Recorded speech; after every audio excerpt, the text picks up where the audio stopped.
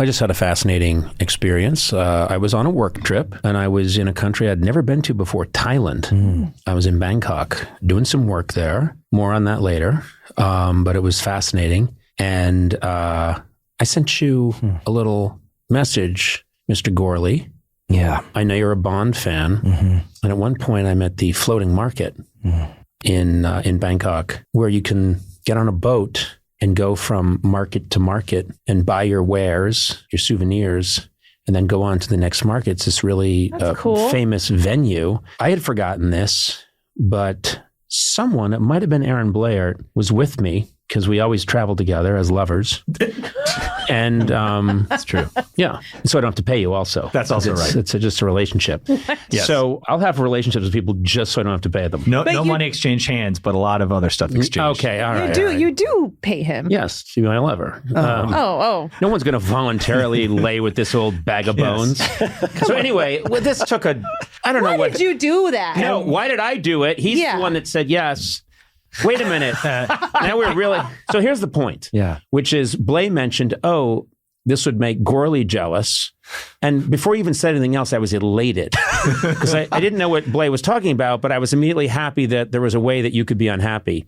And he said, this is where they shot a famous sequence in the James Bond film, Man with the Golden Gun. And then I remembered, Roger Moore is driving through the market and he's being chased. And I immediately remembered that. So I made a video. It must have been like 3 or 4 in the morning here in Los Angeles. It was midday Bangkok. And I sent it to you. And I hope you took that video in the spirit in which it was meant. Well, first, let me clear something up. I'm not really a James Bond fan. Oh. James Bond will return. Oh my God, you're wearing a shirt that says James Bond will return. And second of all... Did you know we were talking about this today? Wait a minute. You didn't know we were talking about this today? You have a lot of James Bond Wait a clothes. minute. You're just wearing a James Bond shirt underneath your sweatshirt, and you happen to be wearing that when we brought this up. That's true. That's sick. You're a sick person. You're a sick person. Do you feel better or worse about doing this now? I just feel like you need you shouldn't have a family. I think, oh my God. Think your family should be... I think social services should come by and take both your child and your wife away, which they rarely do. They usually just take the child, but at this point, I think they should take both away. Yeah. All right. So wow, that blows my mind that's right. You didn't know what I was going to talk about. I'm not even going to justify it. Never mind. So I sent you a video. Yeah. And how did you feel when you got the video? Well, do you want to listen to it? Yeah, let's play it here. I have it. Hey, Matt, Conan here. I am here at the floating market in Bangkok. This is where they shot that iconic scenes in Man with the Golden Gun. And I know that this is on your bucket list. I just wanted you to know I got here first. Psych! Now, the biggest issue I take... Psych! Do you understand the meaning of the word psych? So were you or were you not there? Oh, you mean like... You blew it. I blew it. Oh. So you mean psych should have meant I fooled you, I'm not really there. Yeah, you're at Venice, California. Well, guess what? No, it does still make sense because I don't think I was at the exact I think the exact location was about 100 yards away. No. This is a very infamous scene in Bond history because Roger Moore is in a little boat chase and a little Thai boy comes up to sell him something and he face palms him and shoves him in the water. What an asshole. I know, yeah. And this is Roger Moore. Roger Moore, who's typically the kind of friendly Bond. Yeah. Right. He's the Bond that used hairspray. And a lot of it, yeah. A lot of it, yeah. So, yes, I remember that scene, him shoving a little boy into the water. Yeah. But yeah, I just wanted you to know that I got there first. You know what's worse? I've been to Thailand and I didn't even get to see that. Really? Yeah. Well, did you know that? Yeah, I just was tired. How tired do you? It was so hot. How tired do you have to be to not go to a Bond locale? You know what? The only thing that beats me is heat. If it's hot out and like humid, I don't want to go do it. It was record-setting heat when I was there, and I could tell because the Thai people I'd be walking down the street and the Thai people were walking up to me going, Jesus, it's hot. This is freaking hot. And I said, like, so I'm a native. Yes. I've lived here my entire life.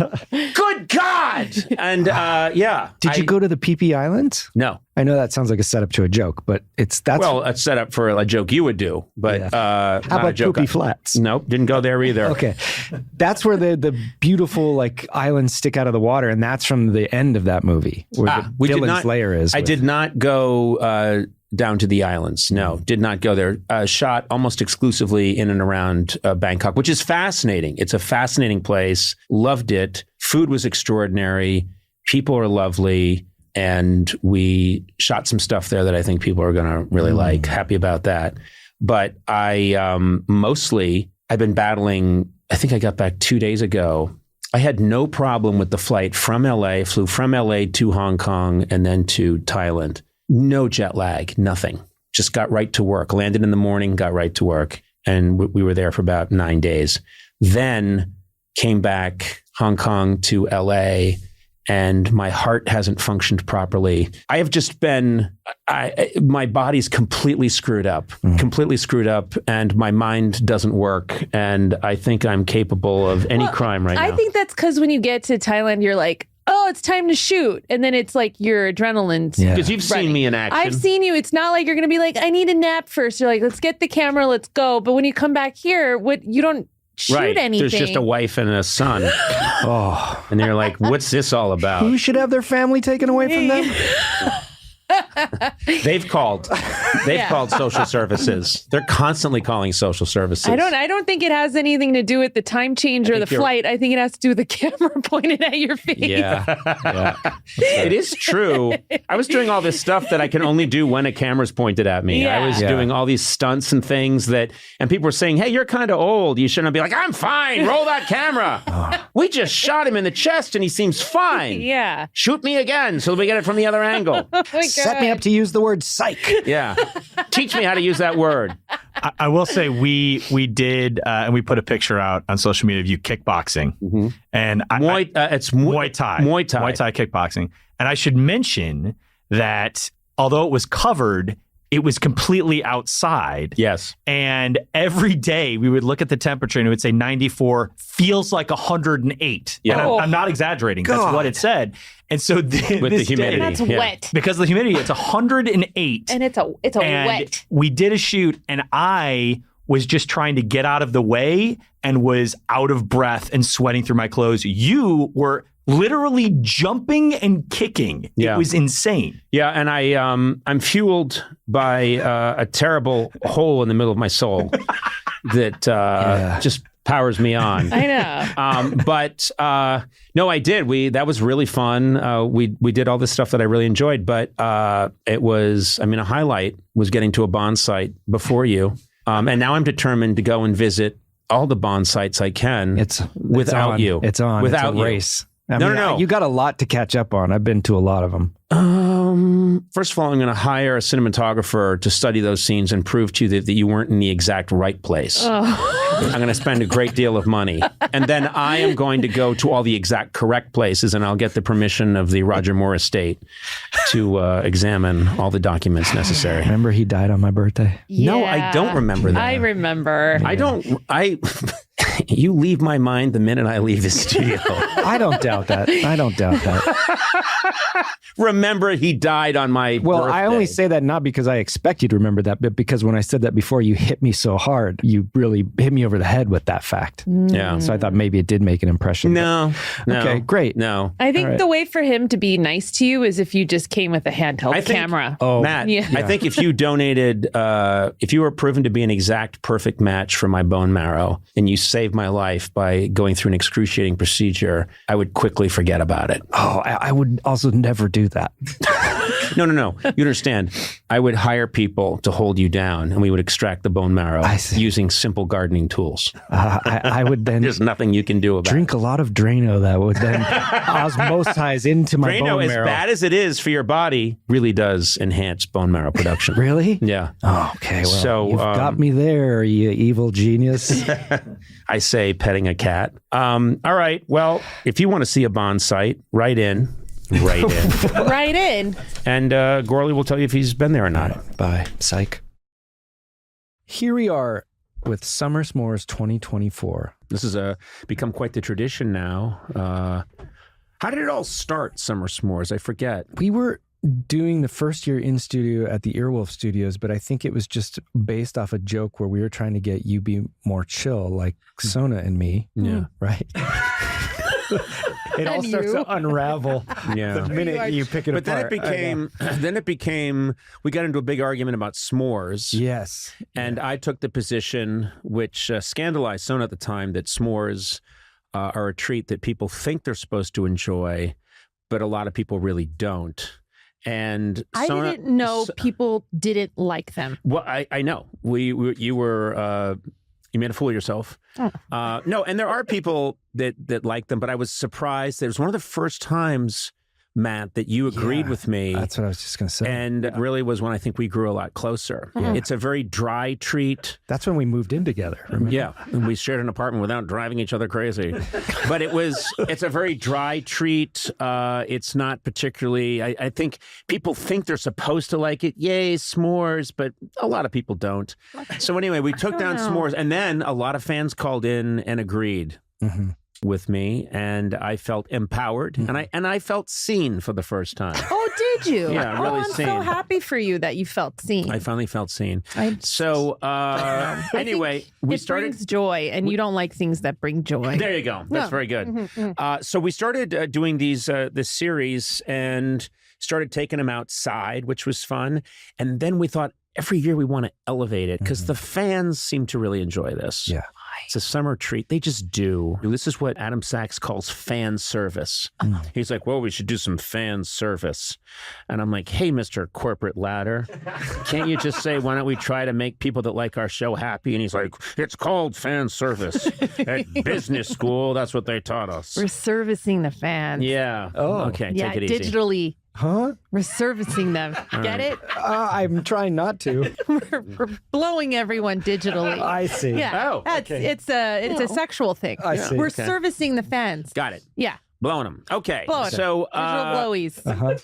we wanted to elevate it, which we just failed to do. It'd be But nice we to also- break even again. Be nice. But we thought we'd go someplace. We were trying to think of where to go, and then Sona kind of threw down the gauntlet because I rib her sometimes about how far away she lives, which is in Altadena. Yes. Altadena. Yeah. And it's not on a lot of maps. Like if you go on Google Maps, they don't show Altadena. There's just a blurred area. Well, even if you just Google Altadena, it doesn't come Yeah. up. No, but I looked at a map on... Where do I live? I looked at a map of the greater Los Angeles area, and as it got over towards Altadena, it got blurry, and then there were just drawings of sea monsters. Because a lot of, early sailors just didn't know what was over there, Yeah. so they drew sea monsters. A lot of people just think now it's in Westeros. Yeah. It is featured. Altadena is featured in the last season of Game of Thrones. You know, there's different kind of cool castles that come folding out and come rising up. Those cool, neat. And then there's Altadena, which is just one gear spinning on its own. Broken teeth. It's broken. But anyway, you said, let's go to Altadena. So I thought, you know what? I'm going to shut up. Enough of my jokes about, okay, I'm over on the west side and I have to go to Altadena. That's not cool. Okay. How about embrace this? This is a fun thing. So I got my shots. Can I ask a question? Yeah. When you get to Altadena, you're not going to make any jokes then. I don't think so. Okay. You know what? I'm going to say something. Okay. I'm going to say something. Yeah. I know me. Yeah. And I'm not the kind of guy to take a bit and just drive it into the ground. Okay. Not only will you not make any jokes, they won't probably be the same ones you're making right now. Probably not. Yeah. Probably not. Because we definitely have not already recorded. No. this. So you won't make And I can any tell you jokes. for a fact that No. I'm telling you, I have no intention of doing those cheap, I got my passport, Okay. I changed my currency, like that stuff, and a 6-year-old could make those jokes. A child. Yeah. Yeah. And so, no, I won't do that. And also, I'll embrace that it's a rich, vibrant community. It is. I'm sure, is there like a playhouse or a museum there? What? What do you mean? Like yes. Is there a schoolhouse? There's things. There's things. There's everybody. We have all the things that other places have. When did you become a guy in a David Mamet play? There's things. There's things. It's a normal community. It's got everything, and also. Well, just say one thing that it has. You can't keep saying normal community and there are things. We have a store. A general store? Yeah. Do you have dry goods? We have a place where you can get food. We have a place. It's called a refrigerator. You can go there and you can get things that you need. There's a place you can go. Yes. Okay, well, you just answered all my questions. There's a cultural center. There are museums. I'm sure there's a library. There has to be, legally. There's definitely a library. The Altadena Library is actually a pretty cool library. Have you been there? Yeah, I've been there. Do you know your Pony Express rider? What? Did anybody get that? I don't know. He did. Okay. Yeah, he did. What do you mean, like mail? Yeah. Oh, God. Well, listen. Why have I joined in on this? I don't even know. You live like 15 minutes away from me, Matt. I know, but he has a point. You're 15 minutes out there farther. Oh, my God. I'm just, you know what? It's a lovely community. There's horses. There's a lot of people who have farms. You seen the original Wonder Woman, the first movie? You know the way I haven't. On her island, you can't see it. And then you go through some fog, and then you just peer in, and then suddenly there's this amazing island. Yeah. It's literally 6 miles off of New Jersey. Oh, the recent one. Yeah, the one that came out. I thought you meant there was a movie that came out in 1973. The first Gal Gadot. Oh, yeah. What I'm talking about is, I think that's a little bit Altadena, which is it's close to Pasadena, but very far away in other ways. It's like Brigadoon or Atlantis or something. It's a little bit mythical. Yeah. Okay. Yeah. I'll take it. It's a lovely town. It's a great place to live. Mm-hmm. And you guys are just jealous. No, anyway. Well, listen, we're going to go to Altadena. Yeah. And I am looking forward to it. Is there anything that you would advise me to bring along in preparation for this trek? Bear spray. What?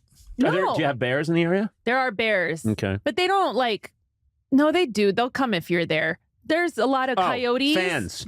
You said they'll come if you're there. Yeah, they're online. They'll probably hear about this. No, they don't they're not scared of people, really. They go through people's trash a lot. We have a lot of coyotes. I wonder if we'll see we have a lot of peacocks. You know what I'm going to say? I do fear a bear. I just don't know why I don't fear a coyote. Even if there's a bunch of them, I think I would just charge them and start swinging. I think they're just dogs. I'd start swinging away at them. I'd say you can fight a pack of coyotes? I think I could, actually. Amanda just saved a dog's life from 2 coyotes 3 days ago. No. Yeah. A little dog was running down the street. Oh, I thought that they were blackmailing the dog. And she intervened and called the authorities. She called elder abuse. The coyotes were engaged in an online scam. They were calling a little dog and saying, you need to help your cousin in Argentina. Roof, yes. Just send a check. The coyotes talk, but the dog doesn't talk. Little dog doesn't talk in this reality, and the coyotes can kind of talk. Okay. The coyotes can kind of talk, and they'll things like, just send a check to I love the idea of the coyotes. They're just calling. It's this shitty scam they're working. It's kind of, That's good. It's a good bit. Is it a good bit? I think it's a pretty good bit. Okay, you're so pleased with you. I want to actually hear how she just chased them down and got them away from the dog. Oh, they were starting to circle. But she went into war. Talk about Amazon warrior woman. She just went ballistic and screamed and ran down the street flailing her arms, and my daughter started freaking out, and it was crazy. Whose dog was it? We don't know. It's just some neighbor stray or something. So they left. They were full on attacking the dog. You know what they do, coyotes? They have one coyote that kind of lures. Yeah, I don't dog. think they'd they hadn't attacked it physically yet. They were circling it. Yeah. There's. I've always heard that there's a coyote that comes out and maybe sort of puts on a wig and some lipstick, and it's just like, hey, big boy, those are some pretty broad shoulders and a fluffy tail, and the dog's like, and come with me, and then they leads her into the woods, and the dog is like, are you sure there's a bar here? I don't know. Sure, honey trap. Yeah, just keep heading this way, big boy, and then suddenly you realize there's 30 coyotes surrounding you. Yeah, well, maybe not. Is it a honey trap or honey pot? Is it a honey pot? I think it's a honey trap. Honey trap. Oh, okay. Honey trap implies more. There's you're snared. Yeah. But fellas, what a way to go. Do you maul to death? Yeah, it doesn't work. Yeah, but what a way to go. Ripped apart by dogs? Oh, forget I said that. It's a guy who always says, but what a way to go, and hopes that it's applicable. Anyway, they burned up on re-entry. Yeah, but what a way to go. Wait, burning up on re-entry after a failed what? Yeah, but forget it. Yeah, I'm just, you know what? I will say this. I am excited to go to your home because I am too. Thanks, guys. Yeah, and I know that. Listen, I've been to your house before in daylight. I have not been to Altadena in the nighttime. Yeah. And I don't think many people have. Oh. No, it's just one of those things that they tell you that, like, when you land at the airport, don't go to Altadena late at night. Because is there electricity? Yes, it's a normal town. There's stuff. Okay. There's Stop things. saying there's stuff. There That is doesn't stuff. work. Well, you keep calling it normal, which makes me think it's not normal. Because Yeah. we're joking, but then when you say that, I think maybe there's something There's to this. hey, you want a burger? There's a burger. Do you want a pizza? It's There's just a pizza. there's a one burger. There's a burger in a field. Yeah. There's a burger in a field, and even the coyotes won't touch it. There's parks. That's there's the things. town burger. Yeah. Do you want to see the burger? Well, it's out here. I'll show you. Been there Why are for you wearing a 100 wig, years. coyote? Arr, you want to see the burger? Arr, it's up this way. Arr. Then you get to the burger. Oh, that burger looks kind of old. Why are you taking your wig off? Sucker. Arr. So I think we're going to have a good time. I think so, too. You know what? I'm going to say this, and I know this sounds a little corny, but when I'm with you guys, I have a good time. So I think wherever we go, we'll make it a good time, even if it's Altadena. What? Come on. You were so close. You were so close to being nice. Altadena is a really cool place. Stop shouting. It is. It's a cool place. Would you And ever run for city council and Yes. become part of the kind of Yeah. community service? thing You're or a- I something? would. You're You a would? famous I would. person that So lives in you're Altadena. announcing- your candidacy? there is no city council. It's not incorporated. It's an unincorporated part of Wait. Los Angeles Wait a minute. County. Wait, there's no city council? As far as I know, no. you guys It's have part police? of the greater Los Angeles. When you turn your faucet, what comes out? Pasadena is incorporated. Altadena is goddamn right we are. unincorporated. Yeah, we're part I of will LA not County. live someplace that isn't incorporated. Yeah.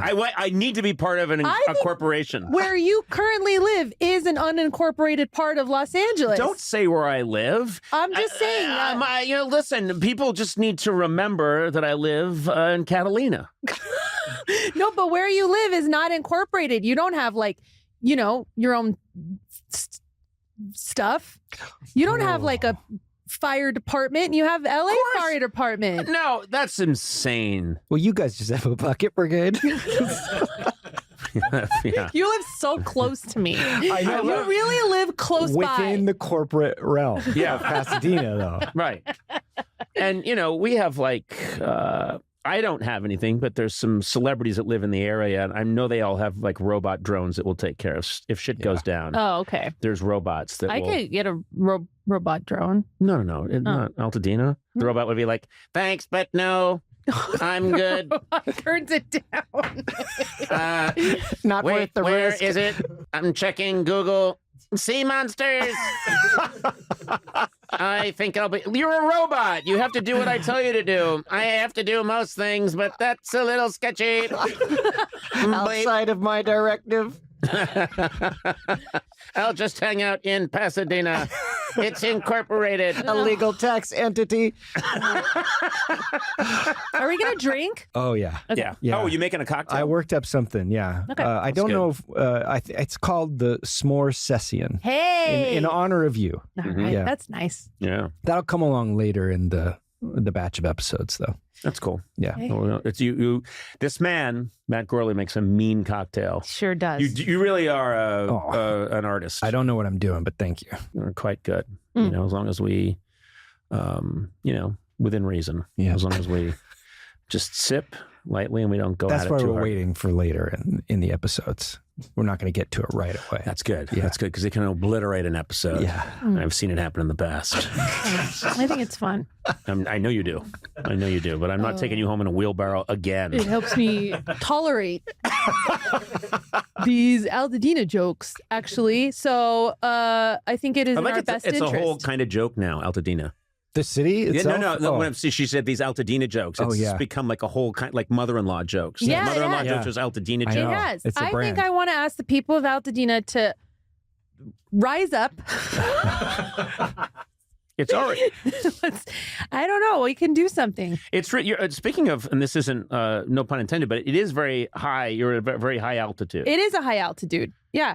Altitude. Altitude? Oh, you're an altitude. It is. It's a high altitude. It's nice. It's in the fire zone. Ugh. But it's really pretty up there. There's so much hiking. It is beautiful There's, up there. waterfalls nearby. There's it's just cool. I think you got to give it a chance.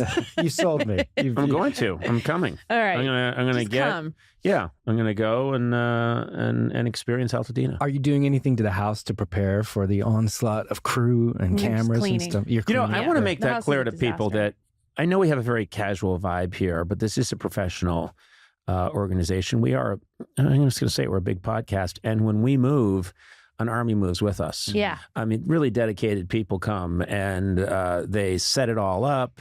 They take care of everything. It's very impressive. Yeah, I mean, to there's see. probably at least 20 people Yeah. coming to something like this, right? Yeah. Oh, and I'm going to get food because I what have will to you- give people some food. Yeah, and what will you get? Oh, will your parents be around? Yeah. They're going to watch The Boys. Okay. Will Yeah. you get the burger? The burger. Yeah. Yeah. Well, you can get the burger. We could do the pizza.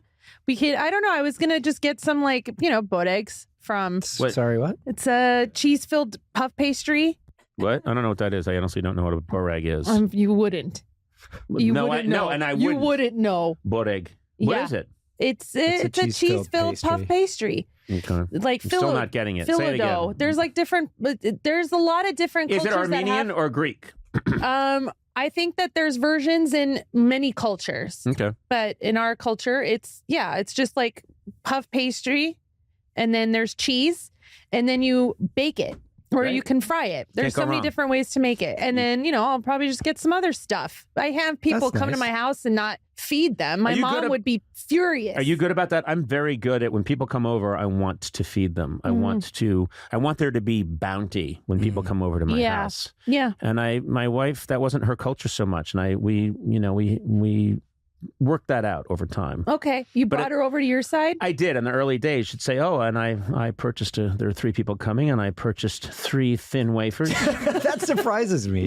No, she's so sweet. She's very nice. Yeah. She just didn't know, and I come from these just a giant crazy pirate ship of insane people who just buy tons of corned beef and rolls and just lots of everything.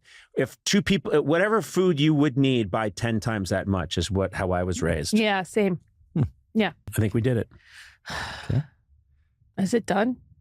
It sure sounds like it. Can it be done? Okay, I have a question for you. What should I be wearing? Are there mosquitoes? Does it get super cold Yeah, at there's a night? lot of random insects, but you should just dress kind of warm, and then we'll have a fire, Mhm. and so it'll be fine. Would it be off-putting if I came in a very, very fancy trailer, and I was inside, and I would just Like the Star Wagons. I would Yeah. just peek out the window occasionally at you guys, but I was inside, and I was watching Lawrence of Arabia in HD. And eating like a incredible veal parmesan and wearing a silk lounging robe, and then every now and then I'd lean out my head and go, "Summer s'mores, there's nothing like it," and then I'd close my little window and you'd hear. So the rest of the episode is just me and Sona hanging out? No, but With I a cocktail? occasionally lean my head out. Yeah. I'm there for the entire episode. Right. Oh, But I only occasionally lean out. That's pretty good. I actually wouldn't mind that that's at not all. bad. We'll have Just the cocktail some early. Sona and girls But then- time. Yeah. That'll be fun. I Yeah, but agree. you keep noticing that incredible foods and masseuses are going in, all kinds of. There's just a constant stream of people going in to take care of my various. But we still just get to hang Needs. out Yeah, together but just with the 2 of us. Yeah, we're cool with that. Yeah, That's it's fine. You- Let's you- do Did I that. mention that I have a generator That's fine. that it's very loud and shoots out a lot of toxic smoke, but it's there. It's there to power. Well, how do you think her house it's- already runs? It's there to power my massage chair. I think that sounds like a good time. All right. We should definitely do a summer s'mores one time where it's just me and Matt. Yeah. Okay. That'll be fun. You know what? I'm okay with that. Okay. And you know what? I don't think the fans will miss me at all. Oh my God, I'm so full of myself. All right, well, guys, let's head out to Sona's place right now. Off for we episode go 2. to Altadena to see the wonders of a new world. Okay. It's just a normal place. Altadena. A lot of normal things. Tell my wife I loved her. Okay. I drive there. We already sent out every the day. scouts. They didn't come back. The horse came back without them. You send a horse? They came out, they went on horseback, and then the horse just comes back without them. And old Westerns, that's how you know there's trouble. Oh, okay. Yeah. Natasha, I was really excited about you being here because you've been on the show a bunch of times. And every time I talk to you, I'm deliriously happy because you are a singularity. You are unlike anybody else that I speak to. You're such an original speaker of speaking and speeches and speechifying. But you are not. No. I was took a bunch of- Obama's speechwriter. That's why most of his speeches about the Affordable Care Act started out like, now listen to me. Yeah. Now listen up, country. Emphasis on the cunt. I said it. I thought you wrote his best speeches. Thank you. A lot of people, I don't get a lot of credit for that, and so I really appreciate you bringing it up. A lot of people just think of me as like, I don't know, whatever, Captain Bruno Kirby or some shit, and I'm like, honey. I wrote Obama's most iconic speech. You did. You are such a great speechwriter for Obama, but also you fell through a black hole. You come from another time. You are, what would you call yourself, a ragamuffin? Yeah, well, I do appreciate that instead of saying singular, you actually called me the singularity. Yes, so you are I'm the singularity. Actually our first test subject. And, what's wild is people thought that Ray Kurzweil was a kook. You know what I mean? Sure. They thought he was some sort of a wackadoodle. I think it's because, he did talk about the singularity and early, but then the back half of the documentary really ends with discovering that the reason he wants this sort of life extension singularity is so he can resurrect his dead father and bring him back from the dead, which kind of undid, I think, his theories, because it seemed like, he was just some sort of a character out of Young Frankenstein. But yes, that's actually how I think of myself is the final merging of technology and humanity. That was some run. Yeah, it was good. That was an incredible speech you just gave, better than anything you wrote for Obama. Yeah, thanks. That was... Well, because I like to take people on a loop-de-loo. Where is this going? And then I slide into no plate. You know what I mean? Into just no plate. That wasn't just a roller coaster. That was a Coney Island roller coaster made of wood. It has a little bit of give to it. Have you been on that roller coaster? Oh, fuck yeah. I've swam in that water. I don't give a shit what's in it. You know what I mean? I was on that roller coaster once, and it gives. Oh. You feel it give on the corners. Ugh. It's made of like old pine. And that's, a roller coaster is not something I want to be vintage. No. Yeah. I also don't want my eye operation to be vintage. Did you get LASIK? No, I didn't. But I'm just saying, if I were to have my eye operated on, I wouldn't want to go all retro and cool. Give me the instruments from 1885 just because I want to be all steampunk. Yeah, That's I not don't me. want that. I don't want that. Well, I won't do it then. Look, honestly, it's fine. You can just do it. I'm being too uptight, and I can tell. And you look bummed out. I want you. No, that's happy. just my face. It is. Yeah, I'm kind of just. That's my neutral face is slightly depressed. Oh, really? And when people see me on the street, they often ask me, "Hey, Conan, what's the matter?" Because when they know me from the days of jumping around, and like a madman, they think you just no. I'm just saying. professional. Wait, is it also your neutral funny state? genius, honey. Partly depressed? I don't think that's true. No. I think I'm slightly anxious, maybe. I am. And maybe I am thinking a lot about how briefly I am on this planet and how soon I'll be moldering in my tomb. Oh. Those things come to mind a lot. Yeah, not if Ray Kurzweil has his way with you. This motherfucker's going to bring you right Wait, back. what is the name of this documentary? Transcendental Man, maybe, but I'm just pulling from the ether. I think it is. Yeah. Maybe Google it. Yeah. Okay, we got Eduardo's on it right now, or he's buying something on Amazon. It's one or the other. He's buying another Messi jersey. Transcendent Man. Yeah, Transcendent Man. Well, close enough. But listen, so you're basically just, a baby genius, and that's not your problem, right? No. So are you depressed? Are you existential? Or are you just like thinking thoughts? I'm just thinking thoughts. Sounds to me like you might be thinking thoughts. I'm just thinking thoughts. Yeah. And thoughts drive emotions. Ask any. Wow. Yeah, they do. And feelings aren't facts. Exactly. And now we've done our service Now here we're today. okay. Now, Goodbye, everybody. guys, you're welcome. This has been the We shortest. fixed it. This is the shortest podcast we've ever done.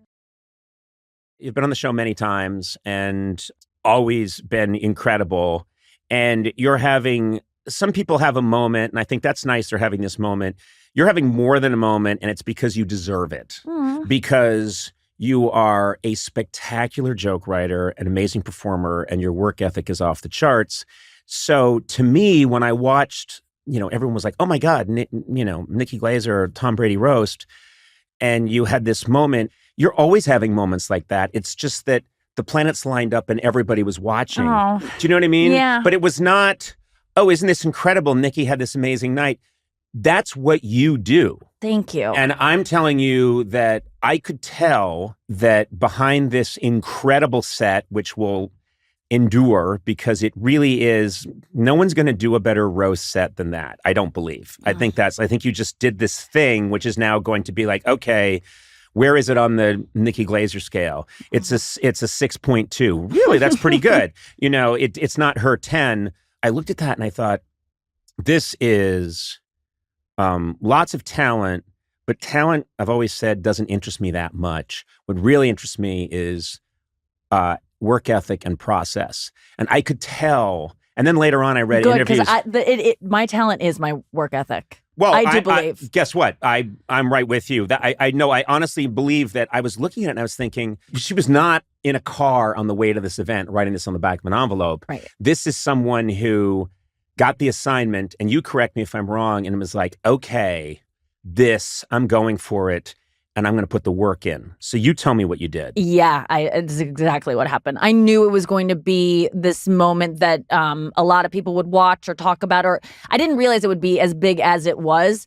But all these roasts that I've done, I've always kind of done the same process where I hire a team of writers and I treat it like, if I was hosting the Oscars or something, I wouldn't do it alone. Your stand-up act. I think a lot of times stand-ups have to pride themselves on we just write everything ourselves. And I do that with my own stand-up act. But this, I was like, I want it to be a collaborative effort. I know that that's how I've done great in the past. And it's not my natural inclination to be like a roasty person. I have to kind of get in that mode. So I instantly assembled a team and was like, here's who's going to be doing the roast, start sending me jokes. And then I start thinking in roast mode, and then I can start writing jokes. And then I took that set out so many times to different clubs, every single place, and then meeting with writers afterwards, in between sets, moving things around. Oh, let's change that word. Should I say retarded or retard? Getting down, having really. I'm so glad you went with retard. Right? I really, sorry. Having these really intense discussions about just, the way you do when you're preparing for something like this. But I just couldn't, I didn't want to have a set. No matter what happened, I knew that I could walk away from that, whether I did poorly or great. I tried my best. Yes. And then I would have no regrets. I love the feeling of doing well, but I also, maybe more than that, hate and despise and loathe the feeling of I missed it. Yeah. That makes me feel so sick to my stomach and so awful for so long, and then revisits me like potential. Marley's ghost, time after time after time in the night. You missed it. Yes, it wasn't as good as it could have been. I get shivers down my spine. I literally will convulse. I'll be in bed and go, ugh. I'll shake with a line that I could have said, that I blew in that moment, and it'll send a shiver down. My boyfriend will sometimes see me, and I'm just like, oh, because I go, I could have said this one thing, and I'm plagued by regret about things, and I just wanted to not. I'm always trying to avoid that feeling because it's the worst feeling. My wife will be in, she turns in usually earlier, a little bit earlier. So she's usually like reading or she's about to go to sleep and I'll be brushing my teeth in the bathroom and I'll be like, fuck! Yeah. And she'll be like, what happened? Yeah. What happened? Like a bat flew in and bit you? And I'll say, no! My interview with Eartha Kitt, 1994. I didn't have the experience and she came at me and it was just a mess. Yes. And I'm not kidding. And no, I'm sure. But I was looking at your set was relentless. And at a certain point, I can tell that there's one thing when, I don't know, it's like in physics or something where a fire is so hot that then the air around it catches fire and there's no stopping it. At some point, you got to a point where you knew, oh, you had to. I can see it. Yeah, I think you're right. I think before when people have asked me about this, I've said I never really felt okay and like I could relax until I sat down. But I think when you just said that, I'm like, no, there was a point where I felt the audience like embrace me and I felt there's just these moments where you get confidence that you don't necessarily have walking into it. And I go, oh, actually, I think I do deserve to be here. And maybe these people like me and like they trust that this is going to go well. And I've said this so many times. I don't even need to look at the prompter. Like I didn't need to read it. I was kind of on my own. I had it memorized. Well, so also, I just you know what you have coming. In the pocket. So you know, like you're a bombardier and you know, like, well, I've dropped 35 but there's 75 still back in the payload. And so you know you're loaded up. And so, I think I had there was one joke in the middle that the wording was tripping me up on a couple sets. So once I got past that one, which was the one that was going to be my Achilles heel, once I got over that, I was like, okay, well then the rest of this is going to be fine. I know you said, I know what I have coming. I felt prepared. And it really taught me that I need to do that more often. I need to give that kind of effort to everything I do. And then there was this moment afterwards where I was like, I can't give that much effort to everything I do. No, like, you can't. But you know what? You have to choose your spots. Like I've had moments in my life where something's coming up and it's, on a big scale. And what I do is I act like this is a bank heist. I have to find 8 people who are going to help me plan this. We work on it every day. Yeah. And you were there, Sona, when I would... Whether it was, hosting award shows or White House Correspondents' Dinner or something. Yeah, okay, I'm going to do the late night show. And then when the show is over, we're all going right upstairs and jokes are going to fight it out and new jokes are going to come in and some jokes that we thought were funny are going to drop out. And it's just going to be, and you do that and you go and you go and you go and you go and you go and you do that for weeks. And I think the reason I talk about this stuff, some people might listen and say like, well, this isn't, this is not fun to hear about. And I think people need to know that it's not just really smart, funny person, Nikki Glaser got up in a room and killed, that there's a whole arc behind it that speaks to your character that brought you to that point.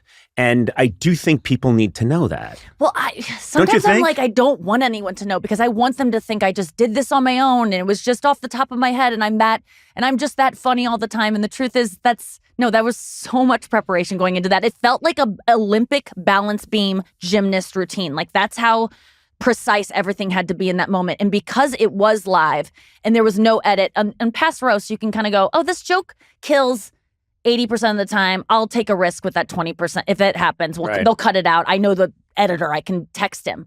But this was like, no, we only have to do 100% jokes that do 100%. So we had to get them to that or they didn't make the cut. And that was really sad because a lot of jokes didn't make the cut. But I felt afterwards, I had like a couple days, maybe even longer, of feeling like, oh no, everyone's going to expect me to be like in this roast mode all the time where I'm just this like assassin that gets up there and is always this on. And it's just not, that just took, I can't do that every day. Also, and I felt scared about. You're such a nice person. and the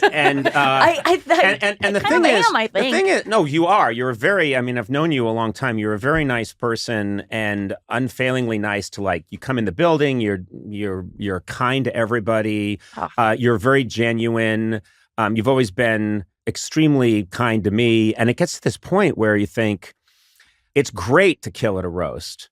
But also, what's so nice is I watched your special, Someday You'll Die. And it's very different from the roast, but very good and also very good. And my point is, you can do so much more than that you don't want to be someone who's like, it's Nikki, the roast girl. You don't want to do that because there's a lot more to you than that. And, there's... I think, but, when I did the roast, it was like, everyone's like, this is the greatest thing we've ever seen. You won MVP. I've never gotten that for anything I've ever done in my life. I mean, maybe for appearances on your show, because honestly, I treated that in the same way. I would prepare in ways that I don't really prepare for, no offense, I do prepare a lot for talk shows, but you just have meant so much to me that I wouldn't, I would always have everything memorized that I was going to say and like know the beats and know the order. And it was like,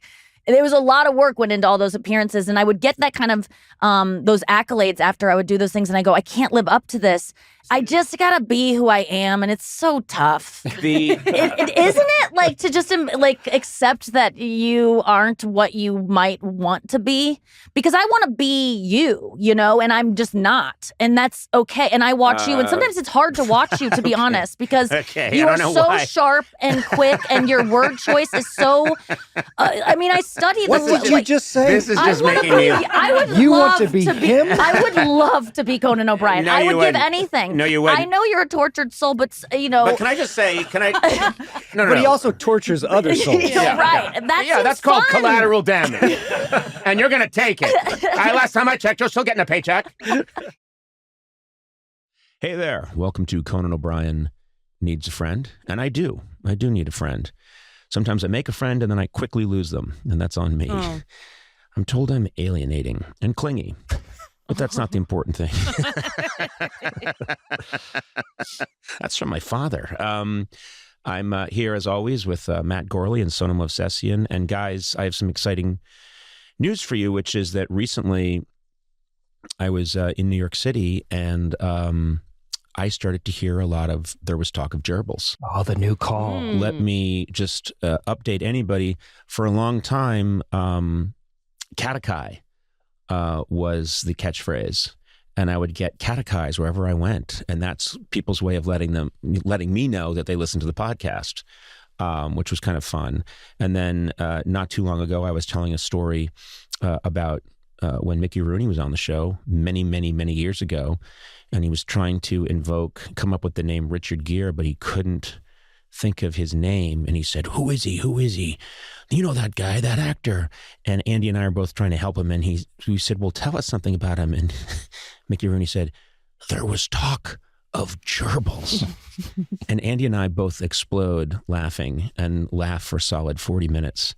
It was one of the most absurd moments of my life, which is really saying something. There was talk of gerbils. Anyway, we were talking about that, and then we decided that should be the new Katakai. Yeah. And I'm very impressed because I'm getting a lot of there was talk of gerbils. And I even had one person walk up behind me in a restaurant and practically whisper in my ear, there was talk of gerbils. Oh, I thought you were going to say something else happened behind you with a gerbil. Oh, no. Okay. No. It doesn't count if someone else has to place the gerbil. There are rules to these things, for Christ's sake. But anyway, been kind of cool. It's working. People are listening to us.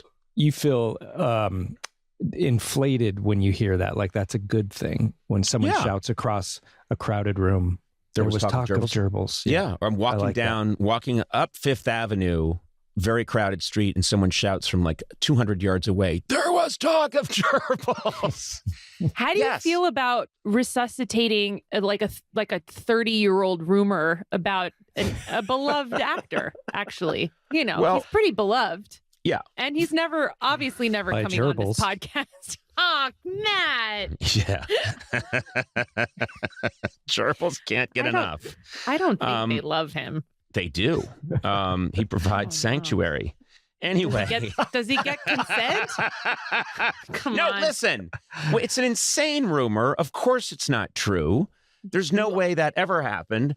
But the fact, first of all, I didn't resuscitate it. It was Mickey Rooney, God rest his soul, who did it back in 1993 on my show. And then I just happened to recall it. I don't think that is technically me resuscitating the rumor. I think I'm in the clear. Hey, Sona, think of all the amazing things in life that are expressions of just you. Yeah. I mean, like the chocolate that you had on your face when you came in because you just ate that. What was it you were eating? I was eating a giant cookie. Giant cookie. Yeah. And that's so Sona. Okay. Or that song you stream over and over again. That's just so you. What's that song for you? Twinkle, Twinkle, Little Star. Yeah. But it's for my boys, not I know. me. Still, it's nice. Okay. Or, that podcast, that comedy podcast you just got to listen to. Yeah, Conan O'Brien Needs a Friend. Exactly. Is that what you listen to in your spare time? Yeah. I love it. Everything that makes you makes all the difference. State Farm believes insurance should work the same way. Your plan, your coverage selections can be personalized by you and only you.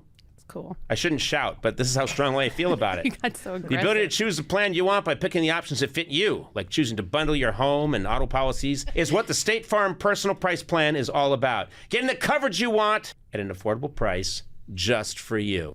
Call or go to statefarm.com today to create your State Farm Personal Price Plan. Prices vary by state. Options selected by customers. Availability and eligibility may vary. You are keeping it alive in a way. You are. Really, yeah. People Googled that rumor after they listened to that segment. First and of all, they're like, what? Richard Gere did what? You think people didn't know? I think that there is a contingent of people who Eduardo had no was saying he didn't know. I didn't know. Younger people might not know. Okay, Eduardo didn't know. Yeah. Okay, so now just because I repeated what Mickey Rooney said, you now are aware of this. You believe it? Well, guess what? We have the gerbil.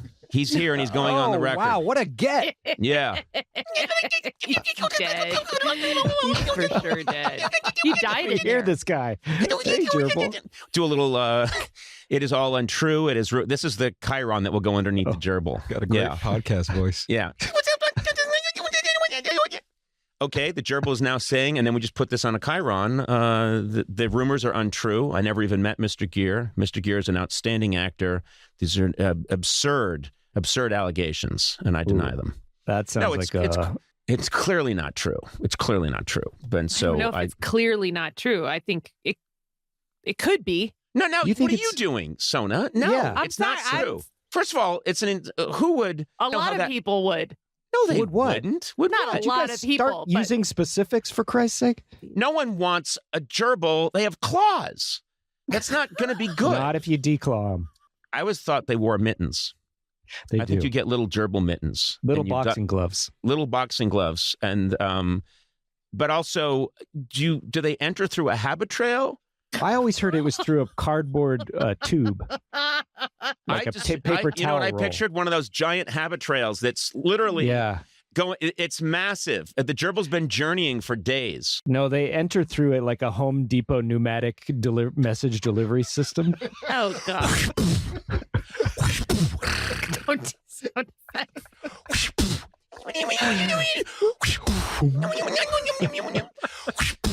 How many are going in there? Anyway, no, it's completely untrue. And I am as shocked as anybody by the allegation that I have resuscitated this rumor, because I would not do that. No, I think there's a whole generation of people now who know that rumor because of you specifically. And they're yelling to you that, hey, I know what that gerbil thing's about. So every time they say it, they mean that you're ruining Richard Gere's career and reputation. I am not in any way hurting his career. Although Barbara Walters in an interview did ask him about it. Did you know that? Really? There's a Barbara Walters interview where she says, you know that rumor? And he's like, oh my God. Yes. So Barbara Walters, in her own way, I think Mickey Rooney and Barbara Walters were the true criminals here. And God rest both of their souls. But they're the ones that are the true criminals. I'm just repeating something I heard during one of my idle chats. What are we going to do if we ever have Richard Gere as a guest on this show? Oh, yeah, please. That's what I'm saying. I won't think come on. That ship sailed a long time ago. I love Richard Gere. And I've met him a bunch of times. He's a lovely man. He's a very talented actor, and it's the stupidest untrue rumor in the history of show business. But it's out there. I don't know how it got revived. but I'm going to look into it and find out. Let's talk guests. My guest today. This guest deserves better. Oh my God. Any guest deserves better than this intro of gerbils being fired through a pneumatic tube into the bottom of a famous... Hello and welcome to another episode of Conan O'Brien Needs a Friend. I do have some friends, but you can always use a few more. Who are these friends? The ones that I really have? Let's not get into that. Don't dig too deep. I don't know. People who have friends don't go like, oh, I have a lot of friends. I do. Trust I do me. have friends. I have them. Does that give away the fact that I really don't have real friends? The fact that I constantly... It only does that. I have friends. You don't think I have friends? I have lots of friends. Sir... You got very defensive. Sir, just pay for the unleaded gas and go. But I do have friends. Of course, I just put the nozzle back and I don't use unleaded. I use premium. Well, you didn't and order I have that. friends. Ask them. Okay, sir, who are your friends? I gotta go. That's also the voice I use when I'm not broadcasting. When I'm not on television or I'm not doing a podcast or some kind of personal appearance, this is how I really talk. Which is always a huge shock. People on the street are always saying, hey, are you Conan O'Brien? That's right. Bingo. You got it right on the nose. Oh. And I go, oh, sorry. Hold on a second. Would this be better for you? Yeah. What was that other voice? Oh, that's how I really talk. Well, gotta go. And then I get on a unicycle. And I have a little horn that goes, bye-bye, ta-ta. And I drive away. Little window into my life. Some people say Pretty big window. Comedians don't really open up, but I just did. I just made myself very vulnerable with that story and told you about the real me. And, well, I really brought the tone down. I'm sure there are people that were listening to the podcast that when I was doing that bit where I used that voice, turned down their, whether it's their phone or whatever they're listening to this on, their computer. You couldn't think of anything other I know than you wanted the to say radio so bad. Or the television. I feel like he really wanted to say television. I did want to say television. And I did want to say radio. I did. But now you've busted me again because that's also true. I don't have friends, and I really do wish that everybody listened to this on a mahogany curved top radio. and that just before I came on, the announcer said, well, that does it for Little Orphan Annie today.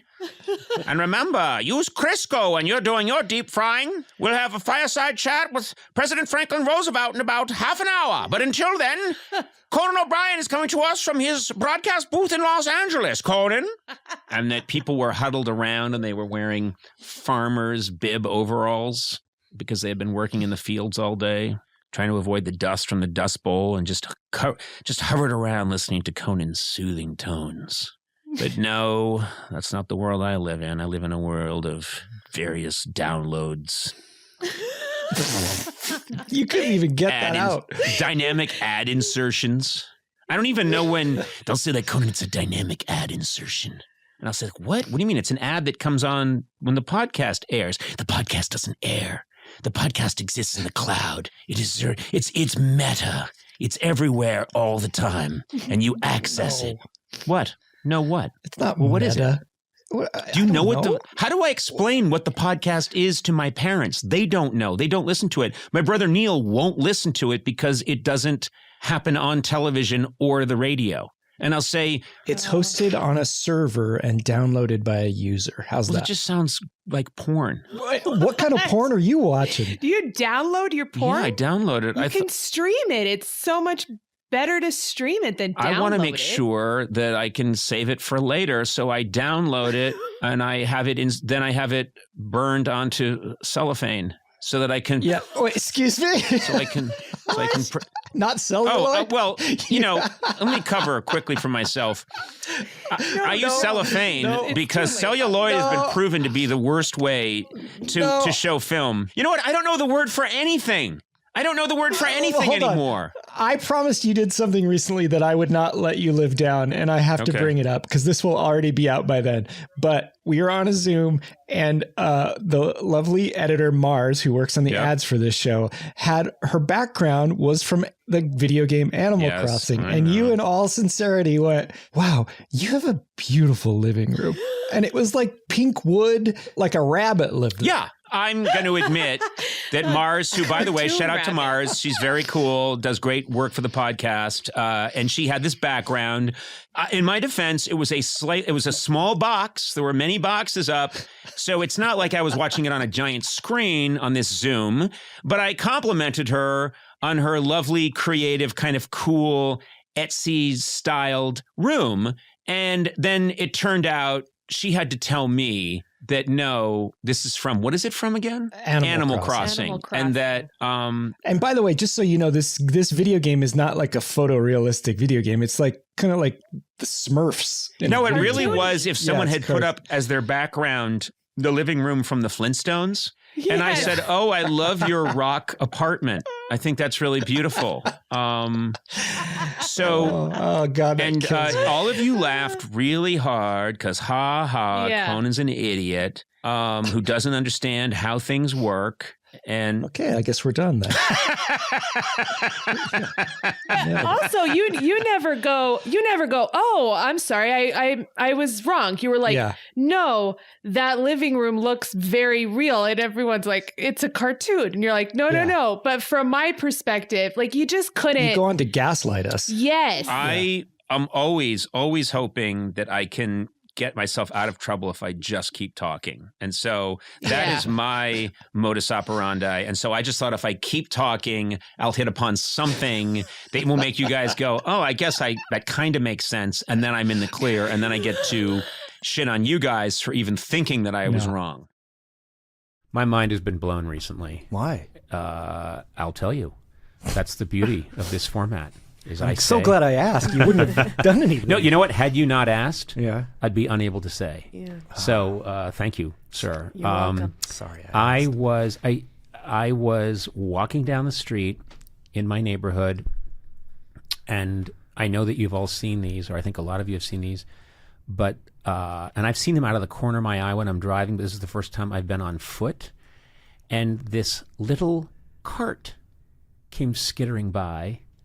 It's a robotic delivery system. Oh, yeah. And it said Coco on the side, which, by the way, is copyright infringement. Oh, still one. Well, I'm going to fucking take that little robot to court. I want to take not the company, I want to take the robot to court. I want to see the robot being sworn in a deposition. Does it have a little robot arm? Yeah, it has a little robot arm, and it's probably, and you know what I love is whatever it was carrying. So it was taking some almond milk to somebody's house, some almond milk and some yogurt to someone's house, and then it got detained and was sued, and it's in court with me, and that stuff is starting to rot. And you can smell it in the room, and it's like, not guilty. But anyway, this little cart went skittering by, like, and it's amazing because it first of all, it avoided me, I think because it's not a fan. That's not a program. I think it just, it was. It's not programmed to dislike you. It just automatically dislikes you. No. It's like, if it was, Sean Hayes, I'd be like, it'd follow me along. Right.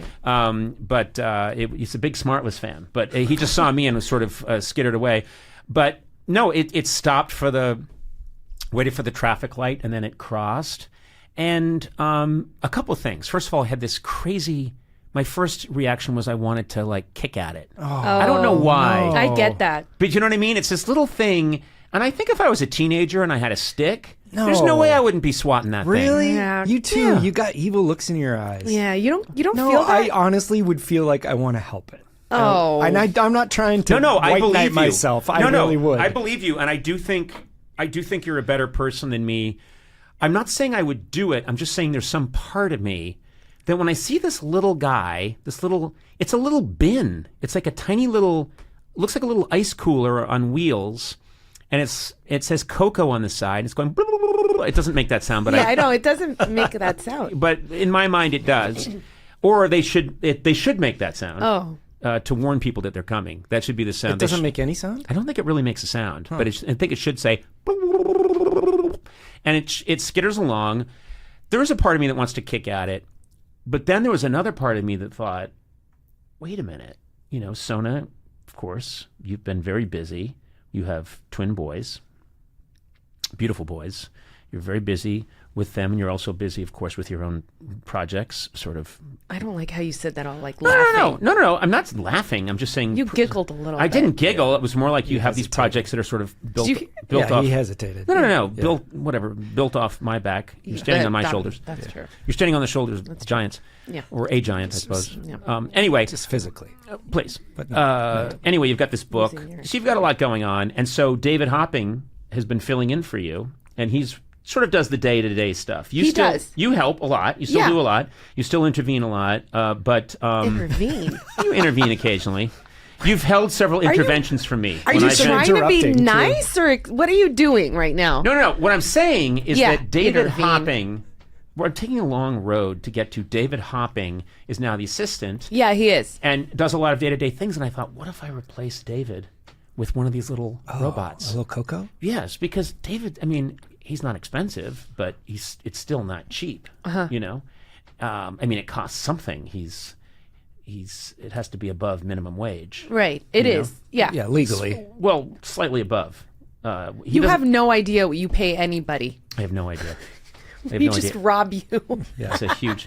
I realized that I just put cash out in a big bowl, and I say, everyone take what you need. Yeah. And the bowl's constantly running out, and I just keep filling it. I get a daily visit from Coco just full of cash. Yeah.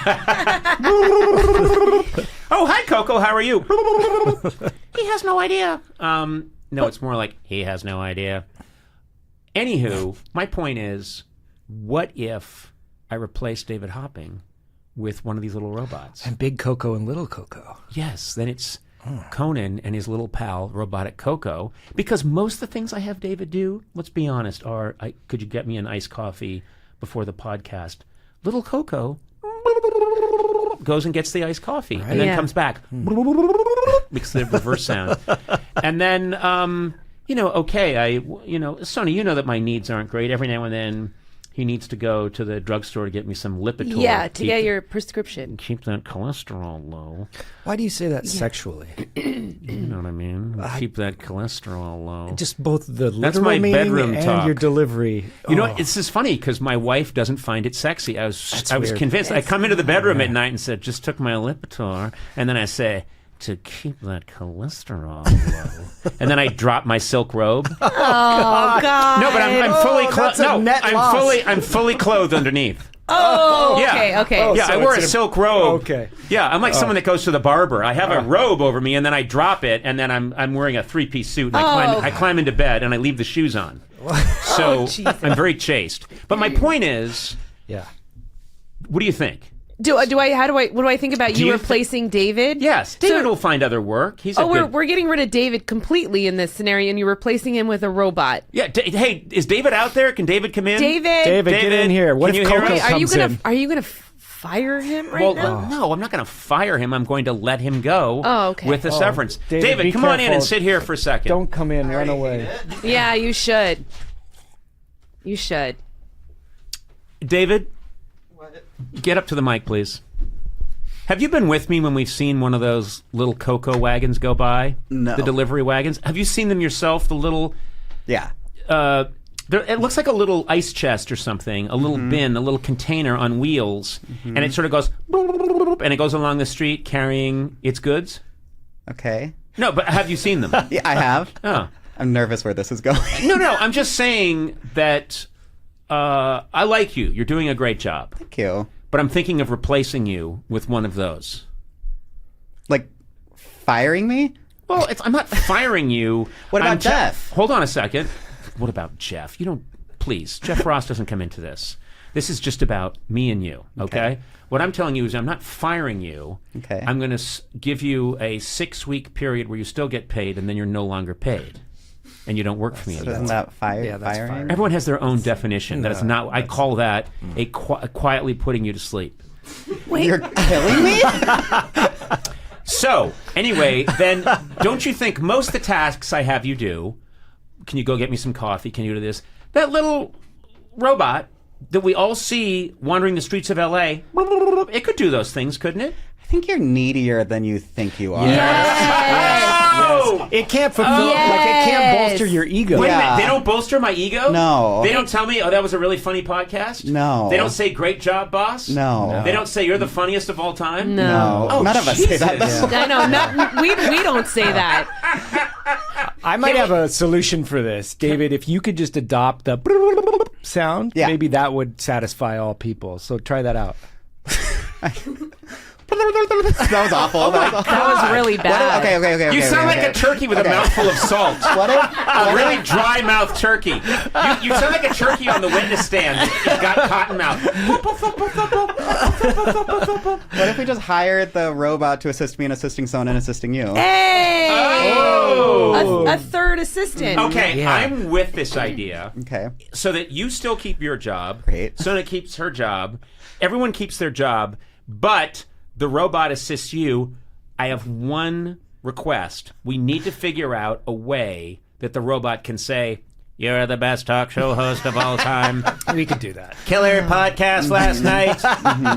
God, you look young. Oh, love that robe. Boy, you look fuckable. Is this what you want in an assistant? Wait, you want the robot to You've say got- you look fuckable? I was online and they say you have big dick energy. No. Look at that ass. You've got an ass for days. Okay, this took a turn. Forget those other ones. Although I do want the BDE. You're good with your hands and kind of crafty. Do you think there's a way we could program Sure, it? we could do a little recording, and then every time it senses you, it would just say that anytime you entered its field of vision. Right. And we could probably keep adding stuff to it. Absolutely. You just seem to get younger. Yes. Your older comedy is better than your younger comedy. Oh. You're more relevant than ever. I was just talking to some 18-year-olds. They say that you are cooler than... You can't think of a new person. You cannot even think of a new person. You hit a roadblock. Rami Malek. Okay. Rami Malek. You are cooler than Rami Malek. You couldn't think of one. It took you forever. You're better than The Weeknd Oh, that works. Yeah, that works. at music. Oh, you ruined it there. Okay. I seriously do want you to look into us getting one of those Okay. robot Yeah, carts. look into it. And then Yeah. we can make some tape messages and let's try it out as Let's look Great. into it. Boop, as boop, the boop, third boop, boop, boop. assistant. Okay? We're Perfect. looking into and it. ordered. Very Yeah, good. order. We looked into it. All right, we did it. What are the bands that just blow your mind? I mean, what's your there's go-to a bunch. these days? The go-to well, Queens of the Stone Age Yes. is always sort of like the primary one for me, just because there's no one else like them, and they're just so different every time. But I'm also just I'm reached that point where I am so excited just to find anything new, even if it's old.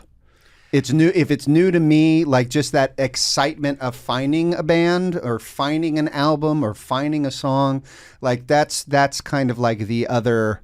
There's the laughs that I'm always looking for, and that high, and then there's the other one of finding just something new to obsess about. I didn't realize. I mean, I realized it at the time. I didn't take it for granted, but for almost 30 years, I had this steady stream of bands being, I'd show up to work and I'd be like, who are these guys? Their name's Green Day. Well, we'll see if they make it, and they would perform 8 feet from me, and then I'd walk over and thank them, and I'd get to see them at rehearsal. But so many bands would come in, and they were brought in every day that I didn't have to go out looking for music. Yeah. And then in the last year or so, I noticed, what's going on? Something's missing. Like something primal and important is missing from my life.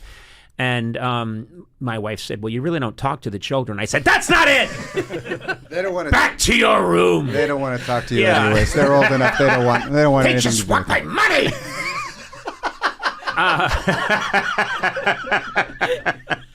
So anyway, marriage isn't going well. Spit it out. Yeah. I did an actual spit You take. did an actual spit take. That's good. Oh, good. God, I hate to give you that. I hate to. But no, I totally understand what you're saying because you were in a position where your job, right, involved some band having to sit around all day long. Yeah. Because it's not like the actors that come in about an hour before the show's about to. That band is there pretty much all day long. And at some point, they're watching you run your jokes, and you always had your guitar, and you were always playing your guitar. It's like you were in an environment that was actually nurturing of musicians, and you were able to soak that up as much as they were able to soak it up. I was just in heaven. But what I did do, my daughter is who's just turned 19, but when she was 18. She loves music, and she's a musician, and she said she really wanted to go to Coachella. And so she said, "You want to come along?" And I said, "Yes, I'll go to Coachella." And it was such an eye-opening experience for me because I didn't know a bunch of the bands. And she educated me. She said, "Okay, here are all the bands we could listen to." Oh, that's great. And so she played for me all this different music, and I'd be like, "Wait, who are these people?" And she said, "Well, that's Japanese Breakfast," and I was like, "Wow, they're really great. Well, we're going to go see them then." And then she'd play another band and another band, and so it was. I saw some people that I knew, of course, or people that I had heard of, but I saw a lot of music, and you're standing there with a lot of other people, most of them barely clothed. Were you also wearing like a Native American headdress and skimpy clothing? Well, because that's what I understand. This is the one time I didn't do that. Oh, he's wearing a Spanx. It was the amount of near nudity that I saw was, and you do start to feel like a librarian, like, ooh, maybe they should try clothing. You're like, take it easy, old man. So I didn't want to be that guy. Yeah. You know what I mean? I wanted to, so I was like, oh, look, there's someone's ass. But that's Why cool. would you say that even? Well, I thought that was Did you say that? I did. Oh, jeez. Hey, there's an ass. No. Wait, that's not what I do? Don't do those things either. Oh, okay. No, don't Well, say anyway. that. You're not supposed to do that. Have you gone to Coachella? I have. I haven't gone to Coachella in a very long time, though. I hate to admit it. I mean, I remember going. There was a good stretch there when I went pretty much every year. I think you and I are going together. Ooh. What if we went together? Let's. Yeah. Blay? I'm in. Great. Are you coming too, Blay? No, he's just going to film it. I mean, he'll be there, but he's just going to film it. Can you monetize it? No, my phone's totally charged, guys. I'm definitely filming you doing all of this stuff. Yeah, we're saying they're selfies, but they're taken from 60 feet away. Yeah, exactly. And then we have to fake that I have really long arms. But I mean, concerts in general and festivals, I love going to shows. Like that was one of the things that really did me in with the pandemic, is like taking like live music and concerts away, and like that was soul crushing for me for those 2 years, 3, how many years? I don't even 18 remember. years? Nobody knows. 18 years? No one that we even were doing knows that? anymore, but I will say this, and it made me sad, but I really wanted to bring it down. yeah, being well, I was going to mention the crash of the Hindenburg, so we each have, but you beat me to it with, that's my go-to for, It was about to dock successfully in Lakehurst when it exploded in flames. Come on. Wait, what are we talking about? No. But I didn't know it was about to dock. Yeah. Oh, yeah. Oh, it was just about to dock. Yeah. It was so close. Yeah. That's the tragedy of it.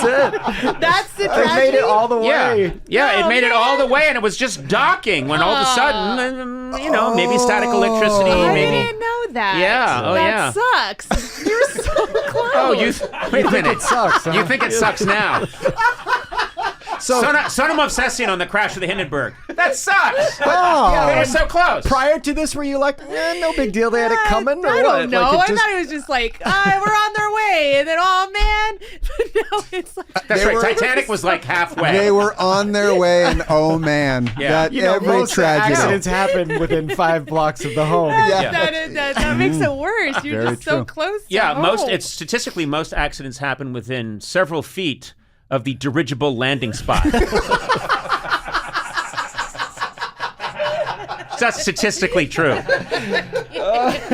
No, we'll go together. We'll go together I would love that. and watch and But it's one of the things I was going to mention that made me sad is that during the pandemic, young people that I'd be talking to would say, I guess I'll never see a concert again. And they would mean it. Oh, yeah. Now, because they, being older, I was able to say, I think with some authority, yes, this is a bad thing that's happening right now, and it's too bad, but this will pass. Because when you've lived a while, you see that things happen, and even when they feel like they're never going to go away, they do tend to move on. But people in their early 20s would be telling me, yeah, it's too bad. I guess no more concerts, no more comedy shows. And I would say, no, it's coming back. Absolutely. They just had such a young perspective. Yeah. That if you're in your teens and this pandemic hits, you think, well, that's it. Yeah. I guess we'll just all live indoors now. Maybe they're not comfortable, going in a mosh pit anymore, or I think we're going to go right back to what we were doing. Okay. Exactly. Yeah. But I mean, adults had a similar thing. It was just like, well, I guess we'll never use the valet again. Just bitter that they had to find now parking. Now it's my turn to say that sucks. Now I gotta park the Hindenburg this car. sucks. And no one else is parking my tricked out Bugatti. It's the same. Yeah, that's what I drive around. I gotta park 3 blocks away now. Great. I got a Bugatti and I had 7 different hood ornaments put on the front, one on top of the other. All Hindenburgs. And a Kaiser's helmet. Hello there, and welcome to Conan O'Brien Needs a Friend. I wanted to start out a little different, so I went with yellow there, and that might become a thing. Yeah, like a Midwestern DJ from the 50s. Yellow there. That's cool. Yeah, that's cool. That's really cool. By my pals, yes. The cool bar here is exceedingly low. Joined by my compatriots, my confederates, compadres, co-owners. Are we what? I have stake in this thing? Yeah. Oh, no, not this. No. I bought a 1954 Nash Rambler, and we're co-owners. I am satisfied. Yeah. It's an old kind of car. Can you just do a different car that I would know? Yellow. It's Sonam Obsession, and yellow. It's Matt Gorley. Mm-hmm. Sona. I just had a very nice experience. I had to go into a jewelry store to have one of my many chain pendants repaired. Why do you have so many chain pendants? Because Mr. T sends me one like once a year. Oh, that's cool. And then I feel like, I you want got to wear ownership of that. So, no, I had to have something fixed a little bit. And I went in there and they were immediately like, Conan! Yeah. And it's all because of you. It's because they're Armenian and Sona is a hero. I think you're kind of discounting how big I am in the Armenian community. Oh, are we? Yes. Yeah. Oh, they did say, where is Fussy Man? Uh-huh. Yeah, which is Armenian for coolest dude ever. Yes, of course. Why, just look at my posture. But anyway, we had a nice exchange, and they were very happy that I went to Armenia with you. That is the gift that keeps on giving. In LA especially, to have street cred with the Armenians, you're in. Yeah. Yeah. Eduardo's nodding a lot. Eduardo, your wife is Armenian, am I correct? Yes, Vonces. Yes. Oh, check him out. What do you mean check him out? He said, how are you? He said, yeah, Vonces. Oh, I thought you said her name was Vonces. No, her name's Asa. But yeah, I know. Yes. When you said Vonces, everyone listening just assumed that was her name. Not me. Except for Armenian fans. Yeah, of which we have a lot of. Of which there are 2, and they work at a jewelry store right up the street. Vonces, yeah. But he said, I said, Barev, and he said, Inch pasek, and I said, Lavem, and he went, whoa! Yes, so that's him? Let's not keep it pushing. hungry. Yes, Greba. Don't do that. Why? What's don't the matter? do your fake Armenian. You're doing so well. And it's just a matter of time before Matt didn't know it was fake. And I'm fluent. Yeah. And you do say every now and then I hit a real word accidentally. No, I don't. Grebestabi? Not at all. Hush. No. Hush. Yeah. Yeah, Hush. Well, what dialect do you speak? It's I don't important. like that. Well, I no. almost fell for it. Do you even know that you asked a real question? Yes. Oh. Yeah. No, you don't. Yes, I do. I speak Western dialect. Yeah. See, we I'm always Eastern. assume that. I'm yeah. a god. Oh, come on. We say don't- god yeah, at the that's end a of trick. one word. Yeah, Yeah. God. Yes. Go. Anyway, I'm in. I think I'm doing well in the Armenian community, and I think if we go community by community, eventually we'll have everybody under our tent. Did they hook you up? Can I go there and get some shit for free? Yes, Oh. they did hook me up. They gave me 6 pounds of dried apricot. It's rolled up like a carpet. Hush. Yeah, hush. And Like yeah. a carpet. Well, you remember when you and I went, that's what they kept giving us was dried apricot and dried pomegranate. Yeah, and they it was gave us a very lot good. of It was very good. dried fruit. But I said, we call these back home a fruit roll-up. Yeah. And they said, why are you speaking in that crazy way? And I said, I'm doing a comedy character. And this is a fruit roll-up. Yeah. And remember then they said, you need to leave Armenia immediately? Yeah, they did. They almost kicked us out of the country. And they also were like, that's not funny even if we understood what you were said doing. They said, we understand the reference now and it's still not funny. Yes. Yeah. And I said, yeah, you could fool me because this looks like a fruit roll-up. You double down. I tripled Don't double By down. now it's quadruple down because I think I'm on the 4th go around. A fruit roll-up. But we had a nice bond. That's and so nice. I do sincerely thank you for hooking me up in the Armenian community. They're very nice people. Well, you know what? I mean, this is sincere. It was your idea to go there, and that always meant a lot to me. So thank you for taking me to Armenia. Well, of course. It was Free cool. trips are the best trips. Also, it was your homeland. I Oh, would that's think. right. That's right. Yeah, that too. It wasn't a Vegas U-turn, And what would you consider your ancestral homeland, Matt? Would it be Scotland? I always thought be... it was Irish, then learned it was definitely Scots-Irish, but now I think I'm mostly English. So let's just go hit all 3, you and me, huh, buddy? You know what? I'm up for it. Okay. So are you in on this trip? Yeah. Yeah. Are you're paying? Well, it's not going to be me that's paying. We're going to find a sponsor. Oh, okay. Yeah. I'll totally go for reals. Yeah, we're going to get Solo Stove to back this. Do we have to use a solo stove on the plane? We have to fly a plane that's made of Solo Stoves. They're all welded together. And the plane is constantly on fire, but there's no smoke. Yeah. And it's kind of a jet turbine. Exactly. So if you point it the right way. No, that's my idea that I've had for a while, and I think I've mentioned this, which is I just start talking up a product a lot. Now, we happen to have a relationship with Solo Stove. They're not paying for this mention right now. This is a freebie for you guys. Shout out to Solo Stove. But I do think we should start talking about products that we don't have a connection to. Agreed. And then we'll get into bed with them. Yeah. And I mean, like Apple. Where's Apple been? Right. Apple's a huge company, and this is a cool podcast.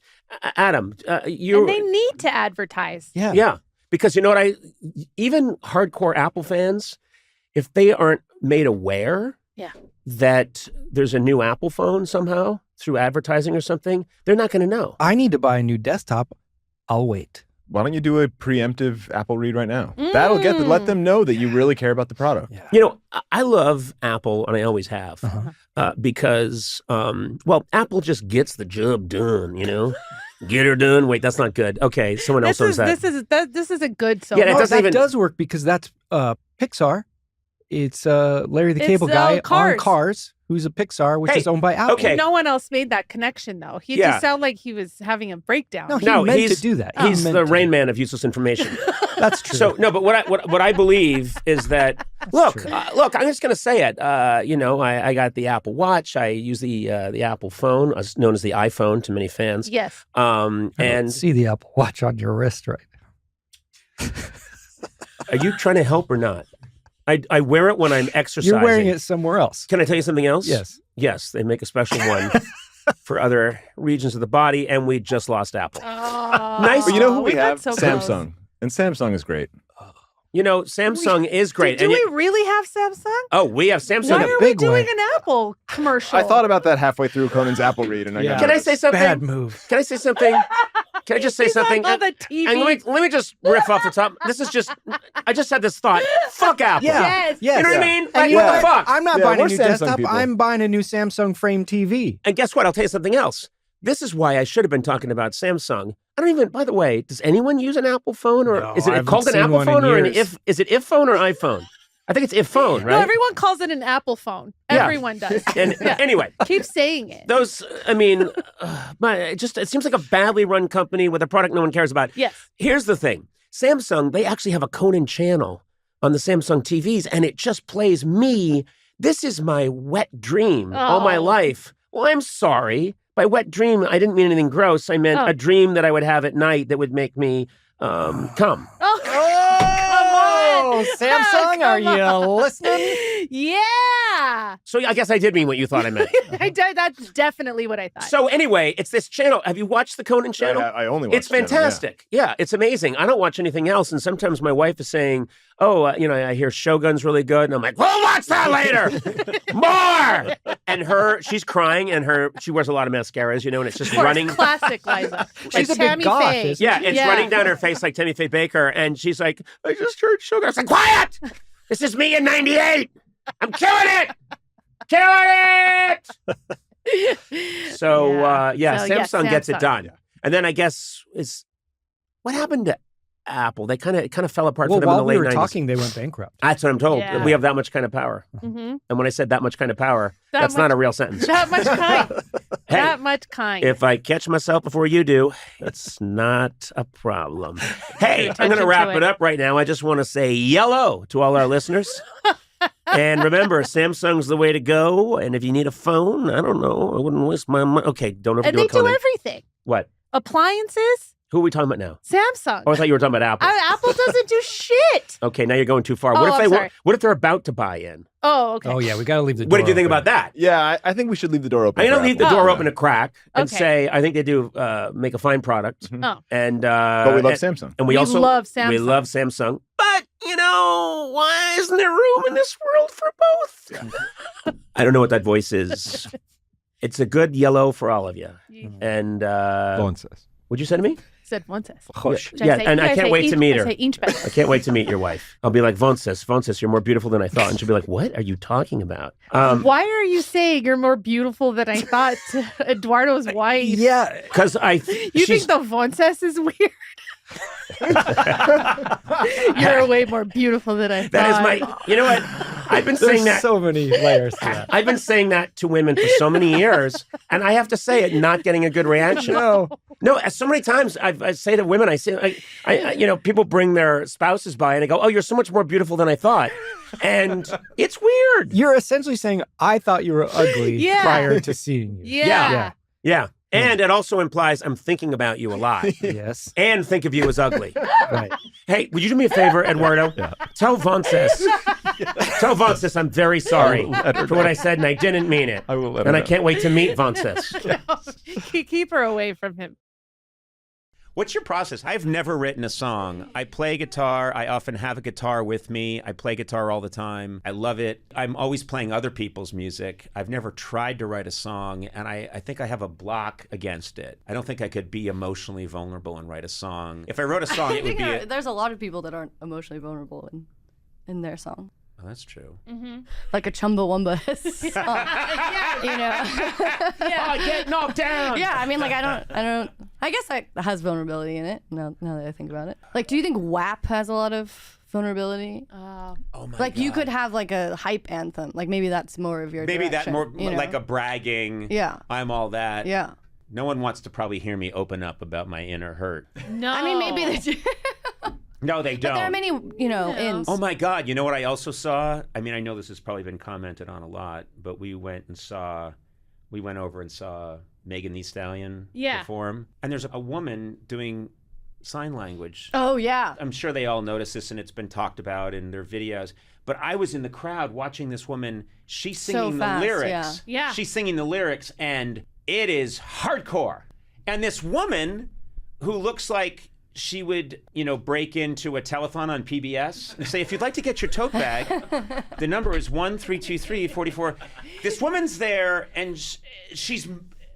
acting out with her hands. Yeah. The most graphic stuff with no expression on her face. Oh no. No. Some of them are really like stoked though. Like they Yeah. have like their own performance Right. style. Right. That's a whole other. And they I like mean, dance along I've with it seen while those. they're, Those are like, fun. singing. Yeah. Especially at rap But- shows. yeah. They're amazing because they know all the stuff beforehand and they get really into it. I Right. mean, you could go down a YouTube rabbit hole of sign language interpreters. I was blown away by that. I mean, I had a hard time paying attention to Megan Thee Stallion. Because my eyes were riveted on this woman. I was just amazed by and what she was. Her deadpan like. Yeah, I mean, she wasn't exactly deadpan, but Yeah. she also looked like I might have to leave soon to close the library. It's.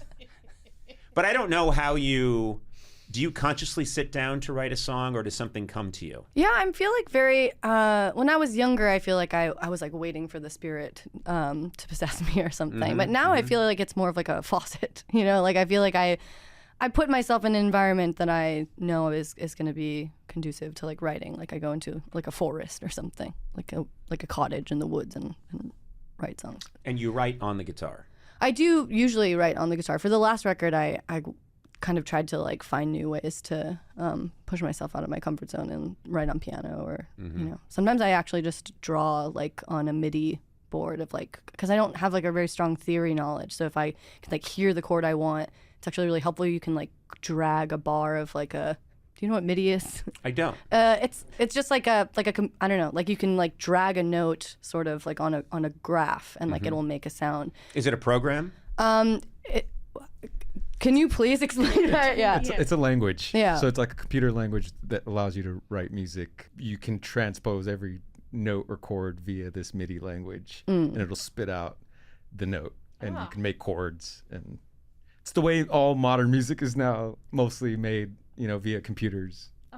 So you could say if you knew, okay, it's a G, but it's not a G. I want it to have something. I want it to have a slightly different.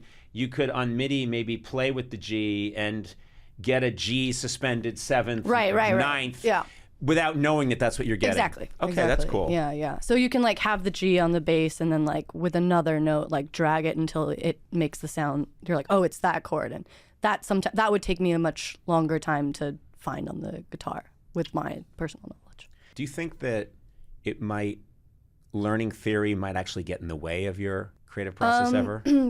Yeah, I mean, I started taking some lessons. I mean, I hear that, but in my experience, like even just like learning a very, very small amount of theory has been really helpful for me. Because you're just like, oh, I can't believe I got this far without like knowing what makes certain songs. I'm just curious because I've never had any of that, and I'm now even at this stage in life thinking, I think I need a teacher now. I mean, it's been years and years and years of me having people kind of show me songs I want to play or riffs I want to play. And so I think I have a jukebox when I pick up a guitar, there's a lot of songs I can play. Yeah. But I don't know how the hell it all works. Right. And maybe knowing how it worked would be fun for me at this stage. I think so. And I think that like even if you learn too much in a way that inhibits you, there's always ways to like kind of unlearn it. Like I found that I took, some more guitar lessons and found that was helpful. And then when it was no longer helpful, then you can just like put a capo on or change the tuning, and then you don't know anymore what you're doing. So I feel like there are weird tricks to like get to protect yourself from that ruining something. But for me, I found it to be really helpful. And I feel like when you listen to music, I mean, there's a way to interact with music that's like, oh, that's like haunting, or that's interesting, or then, or that's just like a minor third, Yep. I feel like you're all like chasing, they're just like different ways to like chase a feeling or something. All I ever heard when I was first playing guitar, some guy told me, minor chords are the ones that make girls fall in love with you. And I was like, really? And then sure enough, you play an A minor and you're like, well, I did and nothing happened. No one was interested. But you could kind of see like, oh, I see what minor chords do. Yeah. E is like, yeah, E, but E minor. He's kind of dreamy. Said no one. Well, I basically just tricked you into giving me guitar advice. Well, this has been a joy. It's been an absolute joy. Thank you for giving me street cred with my daughter. Oh, I'm so... Nev, I'm going to lord this over her. And she actually, last night, because I had read your book and had been listening a lot to your music, and then she called me last night to just make sure that I didn't screw things up today. She sounds so cool. I feel very indebted to her. She's very cool, but I'm indebted to her for bringing me to Coachella, so that I got to see you do your thing, and I love that you came in and talked to me. This is amazing. Thank you for having me. Thank you all. Well, don't thank them. They don't really do much.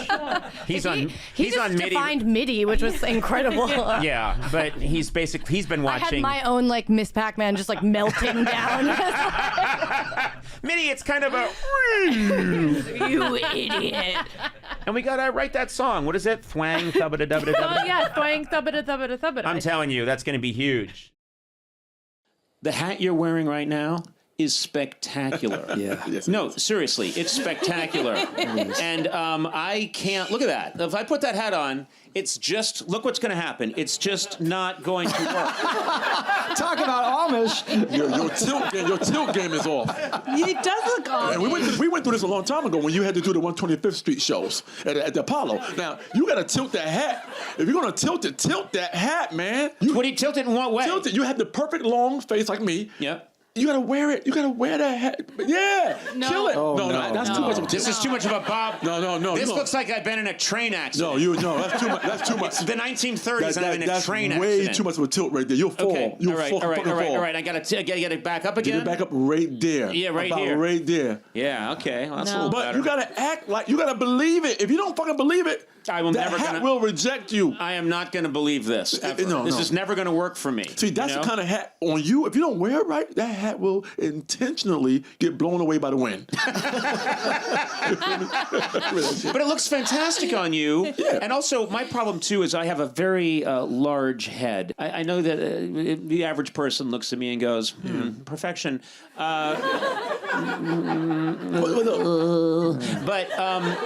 But no, I have a very large head, and I can't just get any old hat. I need a hat maker to make me a hat. You need a custom hat made, or you wear a hoodie all the fucking time. You know what I'm saying? Wear a fucking hoodie. I can't wear a hoodie. Wear a fucking hoodie. Why not? I don't know. It'll cover that big ass head. You know what I'm saying? Let's cover the fucking white rapper that's saying "jump around." You know, just look. Do you know what I mean? Some Boston guy in a hoodie. We all look the same. You know. I get that. Yeah, jump around. So this friendship thing, this is more. This is about you being in the right frame of mind. You're right. Your brain got to be right. Your brain too cluttered. Your brain should be simpler. You know. Here's a perfect example. You know what? Your mechanisms is fucked up right now. Mm-hmm. You know what mechanisms are? The mechanism. Be more specific. Yeah. Well, I kind of understand the concept of a mechanism. This is the mechanism. This is how your brain is. I feel your brain is very limited. And the mechanism in your head is very limited. And it's like simple shit. But here's what it is. Here's what your brain is right now. You go to the bathroom, right? Yes. And you take the back of the fucking, you open the back of the fucking toilet tank. You know, take that shit off, right? Mm-hmm. And you're looking at motherfucker, right? Mm-hmm. Yeah. What's looking down inside, yeah. What's in that bitch? It's a pulley. Mm-hmm. It's a fucking chain. Yeah. It's a goddamn floaty. Yep. It's a fucking stopper, stopping that fucking water up to keep that water from going the fuck out, right? Yeah. That's how your fucking brain is. That's how simple your fucking mind is. That's how simple your fucking brain is. If you took an MRI of my brain, you'd see a chain, a pulley, a stopper. And you see that fucking that little stopper that goes in that little fucking hole to hold the water in. That's if I get an X-ray, an MRI, a fucking CAT scan of your fucking brain, it's going to be a fucking mechanism. It's the back of a toilet. It's the back of, literally, it's the fucking mechanism of that toilet bowl. Okay, so what do I do? I mean, if we took an MRI of your brain, it would be a wonderland, right? Oh, my shit's a wonderland. It's fucking amazing shit going on in there. Amazing shit. It won't be that simple ass shit. Right. My shit more like a bidet. I got a bidet mind. I'm over a fucking bidet. You're like one of those really complicated Japanese sophisticated bidets that knows just where to aim, you know. You ever get in one of those showers? They got like 14 fucking shower heads. That's me. That's fucking me. 14 shower heads. Wash my balls, wash my knees, wash my fucking feet, wash my fucking back. All my shit get washed. Different fucking sprayers that fucking do everything. Yeah. And I can shit in the bath too. Okay. What kind of, who wants to do that? What kind of shower is that? This is metaphorically speaking. That's how my brain is. That's how complicated my brain is. I see, yeah. You are simple-minded. Yeah. That's why you are limited in your fucking thoughts. That's why you are still searching for a fucking friend. This is the most insulting interview I've done in a almost 30-year career. My brain, and yet I think you're onto something. I'm telling you. My brain is complicated. My shit is just always moving and going. My brain is like a fucking math equation. You know what my brain is? That's what my brain is. Now you don't hear this shit a lot. You heard it when you was growing up, but you don't hear that shit no more. Pythagorean and theorem. Remember that shit? Yeah, the triangle? Pythagorean and theorem. Yeah. That motherfucker right there, that fucking math equation we learned in motherfucking school that we ain't gonna never use again. Pythagorean and theorem. Yeah. That bitch, if I overhear a motherfucker say, I'm gonna turn around. Who the fuck said Pythagorean and theorem? What was one of the most complicated fucking equations I want to know. You don't know what Pythagorean and theorem is? Well, there was a... It's one of the most complicated fucking math equations ever. You failed that fucking class because of Pythagorean and theorem. It is one of the most complicated fucking algebraic trigonometry fucking equations there is. I'm the last person Sona knows. No, I don't. I thought it was a squared plus b squared equals c squared. Is any? Yeah. Hey, yeah. See, you know. No. Very good. Just don't act too happy about it. Oh, I'm sorry. I never know anything. Okay. That's a wonderful equation. But is that? Thank you. Are you telling us right now that learning that equation was a major stumbling block for you? No, it's not. Fuck no. It wasn't a stumbling block. How about saying fuck all the time in class? For me to was that a major stumbling block? For me hey, we learned a Pythagorean fucking theorem today? Was that a problem? Once in a while, I just throw that shit out in the conversation, and I watch motherfuckers look at me like, what the fuck was that? See, that's how my brain thinks. That's something I learned in fucking 5th grade, and I had not forgotten that motherfucker. That's the first time I said that shit in fucking 37 years. But the shit didn't go away. See, that's how the fucking brain works. When you meet cool people, the feeling don't go away. Somehow, you have made it to this age in your life where you have not been blessed to meet people who have fucking touched you so fucking much that you can fuck around and enjoy that shit. You still trying to find a fucking friend. I'm sitting here throwing out Pythagorean and theorem in this bitch. 40 years ago, I learned this shit. My name is Julia Louis-Dreyfus. Hi. And I feel, not much. Okay. About being Conan O'Brien's friend. So it's a dead feeling. It's a really, you just feel dead. No, it's not dead. I mean, I feel very much alive personally, but when when I come here, it's a different deal. Yeah, I noticed you were kind of full of life. I saw you getting out of your car and you just seemed very animated. A real hop in my step, as it were. Yeah, and then as you greeted me, I saw the light go out of your eyes. Well, I don't know what to tell you, man. I love it. I love just an incredible honesty. Thank you so much for being here. Well, thank you for including me in your fancy situation. Oh, are we being videotaped? Yeah. Oh, God. I should have gotten proper hair and makeup. You look amazing. No, I don't. Yeah, you do. What are you talking about? You do. All right. There you go. Thank you. Assuming. But I should put lipstick on. I'd put lipstick on. You want some of mine? I'm going to give you my lipstick. Please wear lipstick for this episode. Put some lipstick Can I? But then my germs will be on. Is it okay if I really use that? I don't care. Oh, wow. It's your color, too. It's kind of a copper. Mm-hmm. Yeah, okay. All right. Because you should know I have... I don't know anything about this. Okay. You put it on like an idiot. Look at this. Because I haven't done it before. God. Oh, no. You look like a drunk clown. Oh, God. How does it look so good on her and so awful on first you? of all, I have to say the color's not bad on him. That's what I'm saying. Right? Yeah. This would be my color. What color is this? I know. It's made by MAC Cosmetics and it's faux. Okay. Well, we know what my color is faux, and I'm committing to this. Good. Now, at some point, I might wipe it off if we start talking about something really heavy. I don't know. I might wipe it off. So much of it is the not only on your issue, lip. really, honestly, it does look good. Is that it's out? Yeah. It's out of bounds, which does have sort of an insane asylum look to it. Do you know what I mean? Real Joker thing going on. But isn't that the classic thing when a? Can I fix your lips? Yes. Okay. Does Wait, this I'll fuck come up the podcast? No, if I not at don't? all. This is dynamic. It enhances. Yeah. Oh, I had this dream once. Okay. Oh, Quiet. Okay. Quiet. Yeah. Wow. That's good. This is Oh, special. God. Does anybody have makeup remover? This man has done a number. Look here at me. Yeah, it's better. Okay, now mascara. Okay, now listen. We'll leave your fantasies out of this, Matt. Damn. Hose, pantyhose. Sona will tell you that I am a serial over-applier. Oh my God. Like when I put sunblock on or anything on, It's angry, like it's an angry kind of Irish Catholic. dabbing and Yeah, you know, but and- that's good about sunscreen. Yeah, but when I brush my teeth, I brush them real hard and my gums bleed. And I've had dentists say your Stop it. skull is coming apart Yeah. because of the way you brush your teeth. Okay. And I'll say, I just hate myself. And they go, yeah, you gotta try and just chill when you brush your teeth. But listen, back to me and then back to you again. And then back to me a third time. And then getting to me. Wow, I think, we're running out of time. We're pretty much done. You were right to really not feel anything when you came in here. You were right. Your instincts were on target. This is your second appearance on the podcast. Okay. Yeah.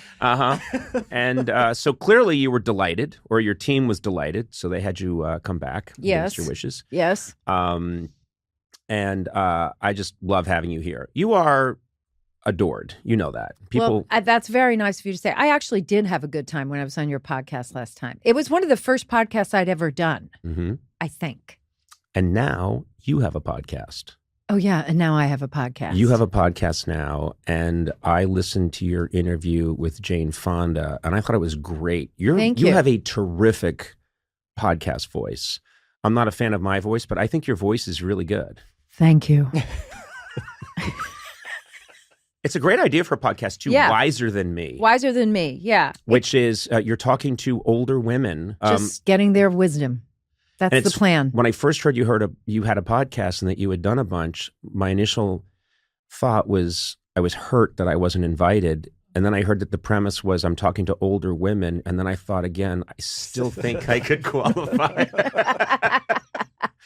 I could come on as just, a guy who's right on the edge, maybe. But it's a terrific idea. It's really good. Thank you. Yeah, it's been kind of mind expanding to do it. And also daunting because I'm talking to some hyper intelligent people. Yeah. And so, but I got the idea because I saw, did you see Jane Fonda's, the documentary about her? Yeah. Jane Fonda in 5 acts. Yeah.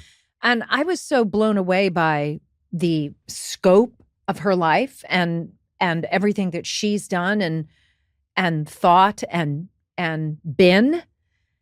And then I started thinking, well, we need, why are we not hearing from older women? Right. I mean, for real, why are we not hearing from older women? Mm-hmm. And so that was really the genesis of this. And it's been just pretty mind blowing that I talked to Isabel Allende and Fran Lebowitz, please, so fabulous, but but all walks of life. And it's been Darlene Love and I'm talking to Carol Burnett tomorrow. Oh, wow. That's amazing. Yeah, I know. She's when people throw around National Treasure and you think, yeah, Carol Burnett, she should be in there. Sometimes they throw that term around and you think, no, not National Treasure. Right. But yes, my God. Carol Burnett.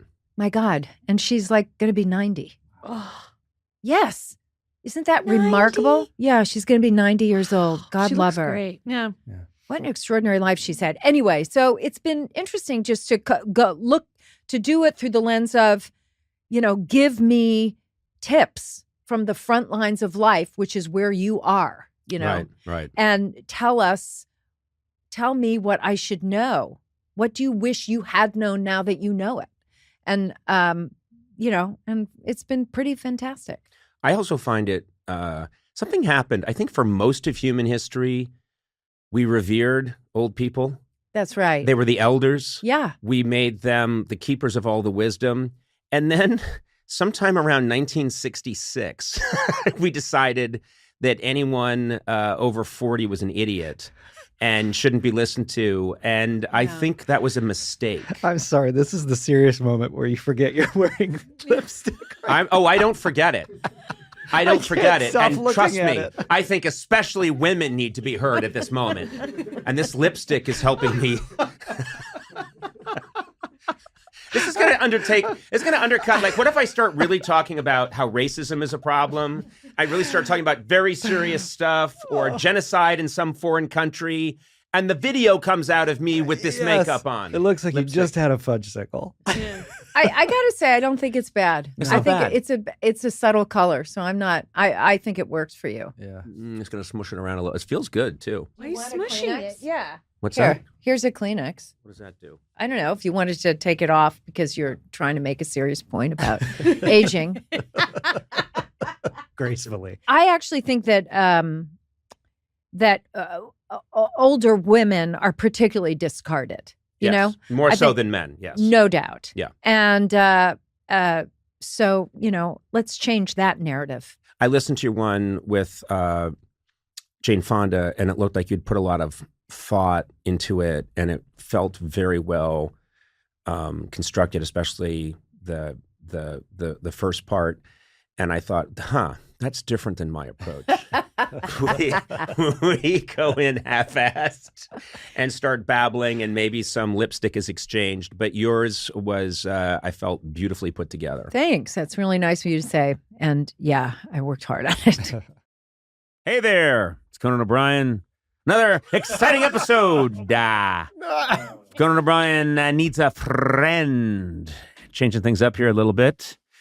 Joined by Matt Gorley. How are you there, Gorls? I'm good. I'm sorry. I'm finishing up a pretzel. Yeah, all right. And we got our son of Session over here. So can I just say, we've been here in the facility here, the studio, for, I don't know, what would you say, about an hour, doing some other stuff.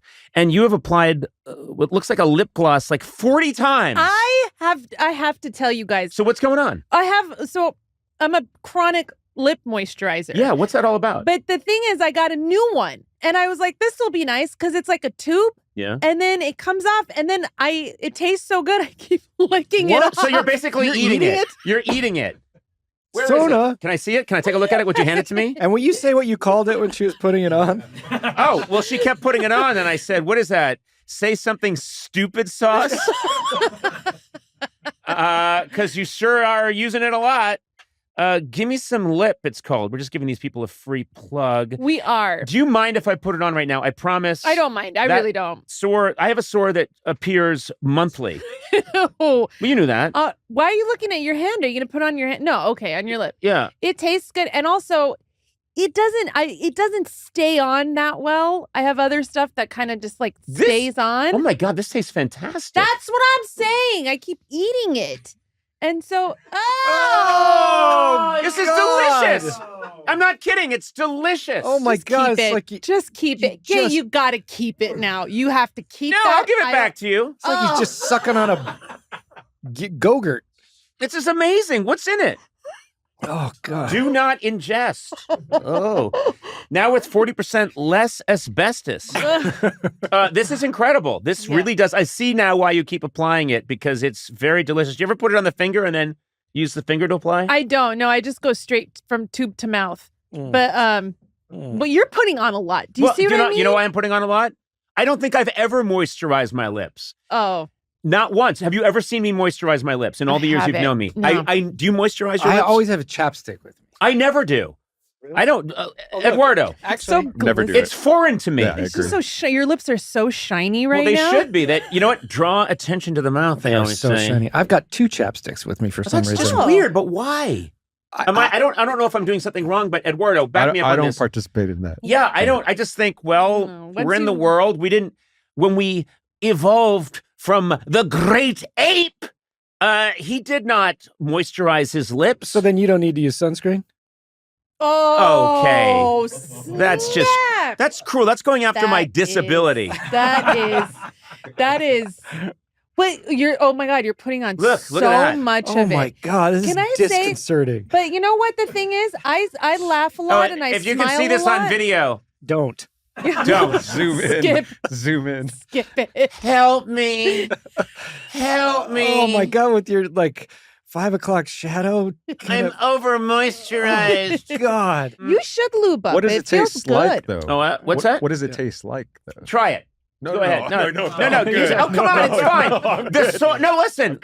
The sore I get erupts once. Take it with your fingers. Don't even open it. Just try it, you coward. Put it on, Eduardo. Yeah, Come Eduardo, on. I promise You're you. all talk, dude. Come on, You're all Eduardo. talk. Put it on. Don't be a little Just do bitch, it. Yeah, Eduardo. Like you've never kissed Conan on the mouth. Come on. No, Eduardo, I'm telling you, Wait, do I lick? Just don't lick it. It's for your lips. Just put on your lips, but then lick your lips. Really good. Lick your lips. I mean, it has a tint. Eduardo, lick your lips. Good. Look at that. What's it taste like? I don't know. I've never used lip balm before. I don't know if this is what it normally. You know why? This is why Eduardo's never been hired to do an infomercial. Try this amazing new product. What do you think, Eduardo? I don't really want to try it. No, Eduardo, it's the amazing new lip balm. Try it on your lips. I'll just put a tiny bit. But Eduardo, doesn't it feel good? I don't know. I didn't say it was bad. I just, I didn't say it was bad. Oh, great. You heard it from Eduardo. He didn't say it was bad. Call 1-800-555-2525 and get your not-so-bad lip balm.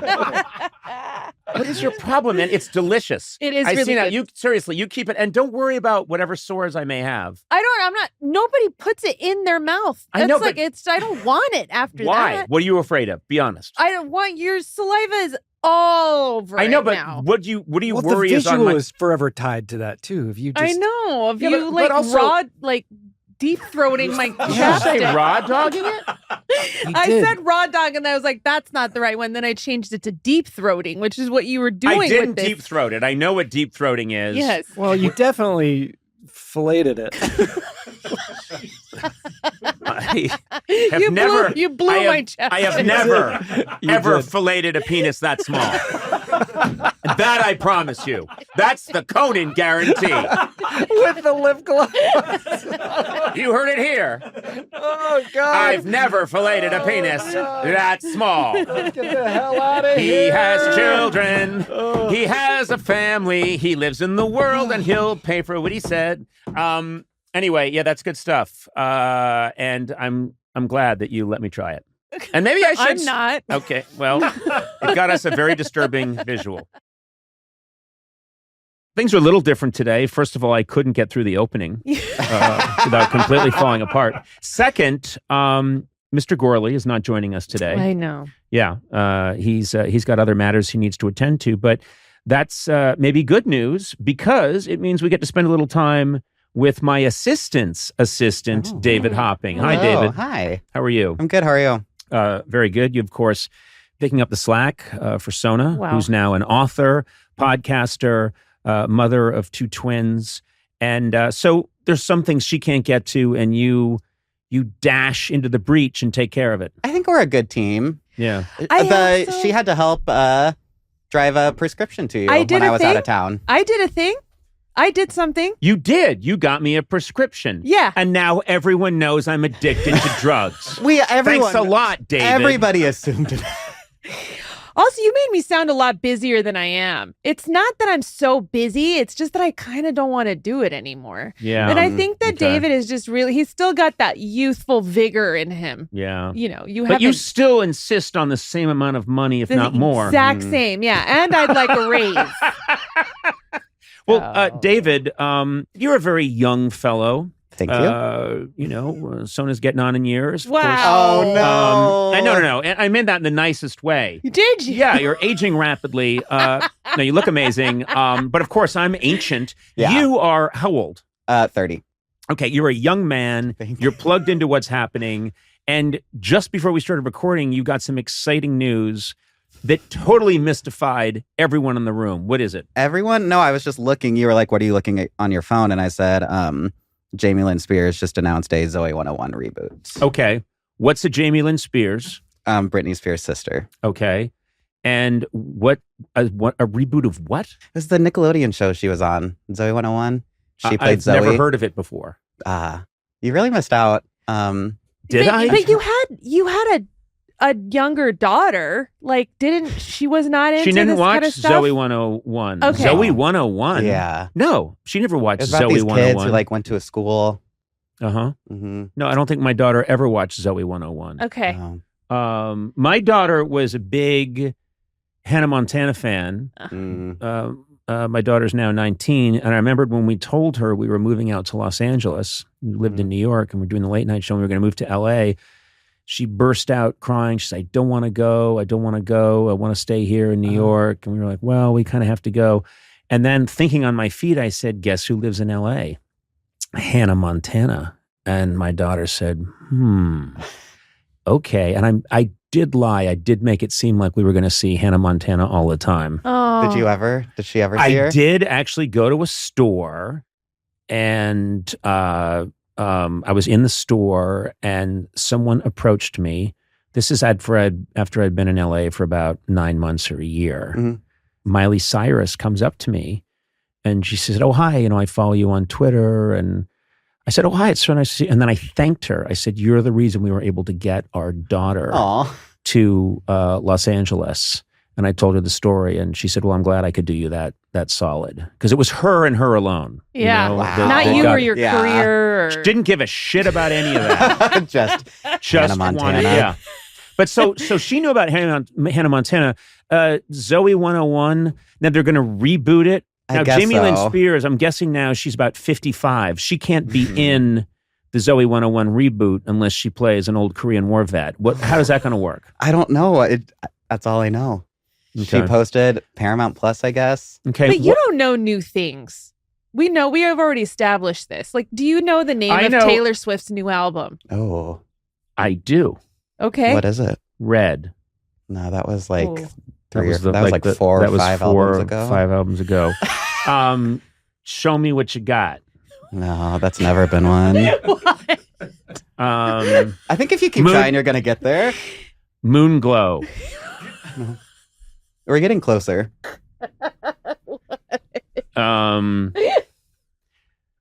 Making it with what you got. Station 54.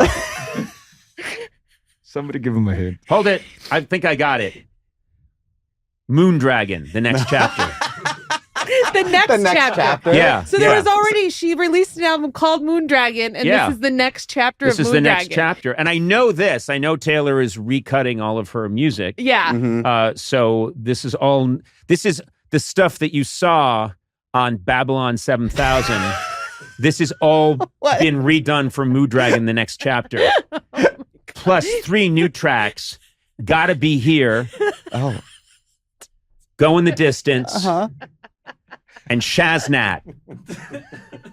The Gabagool story. So don't get in my grill about not knowing about Taylor. You know so much about Taylor Swift. You're a Swiftie. Yeah. I think that your era is the 90s. Is that right? Yeah, I was born in 92. Okay. And so I know you're obsessed with pop culture from the 90s and 2000s. Is that right? Sure I am. So I must have been a huge impact on you. Oh, yeah. 3, Yeah. 4, 5, 6. Well, I 7. was 1 when you started your show. Yeah. I know, but a lot of 1-year-olds were tuning in to see what was. They would just sit me in front of the TV. When you got a job with me, you didn't care about me at all. I cared about you. No, you didn't. The way you said that. If you had had a chance. I cared a lot. Your voice got high. If you had had a chance. I cared about you. If I cared about you. Hey, if it had been a choice between interning for me or for Britney Spears. Britney Spears. You would have. I know you would have. Yeah. I know you would have. Yeah. That's okay. Yeah. No, it's not okay. It's important that we're honest. It's not okay, but you totally would have sold me out to go work for Britney Spears. Yeah. Do you have a contact now? Can you get him Can you give me a job? Is she looking for an assistant? I don't know. But no, yeah, I would have gone to Britney over. Yeah, I know. You said that. You don't have to hit that Just again. to reiterate, Yeah. Britney Spears over Conan O'Brien. Yeah. Right? Yeah, If you yeah, had yeah. the choice. Oh, okay. yeah. Yeah. And what's your favorite Britney Spears song? You tell me and I'll tell you. Probably Lucky. Yeah, that's a great one. Mm-hmm. How's Yeah. it go? Yeah. What a lucky. Don't you wish that you knew I'm gonna come back? Because I like this beef to chew. I saw you and you saw me. Together we're gonna raise some bumblebees and make honey. You didn't even say lucky.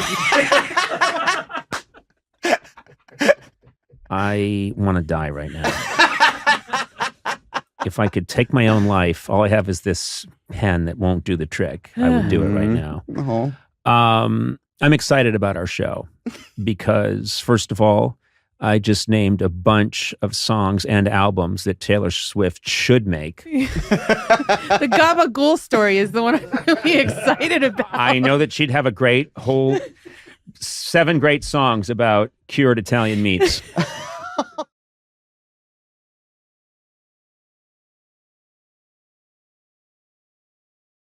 A few episodes ago on the live from the Beacon Theater Tracy Morgan show, we discussed something that we need to follow up on. Okay. And that is... Yes! Oh my Jupe! The Jupe scent for men. So much more purple than I Let thought me it would let me be. bring people up to speed. Please. Tracy's on the show at the Beacon Theater, Tracy Morgan, the great Tracy Morgan. And just before the show, they say Tracy's here. So I go down to say hi to him. And he gives me a big hug. And I am suddenly transported to a better world. Because he has this aroma. He wears, and I asked him about it, he wears a cologne. But of course, being Tracy, I just said, what are you wearing? Jupe! Jupe! And he's yelling, Jupe! And I didn't know what he was talking about. Me either. I think I pulled the crowd. I don't think a lot of people knew what Jupe was. None of us on stage did. Yeah, we didn't know on stage. I don't know about colognes where there's an exclamation point in the name. It is a red flag to me. Yeah. And also, the color of the cologne is literally a red flag because that's the color of your urine when you're dying of kidney failure.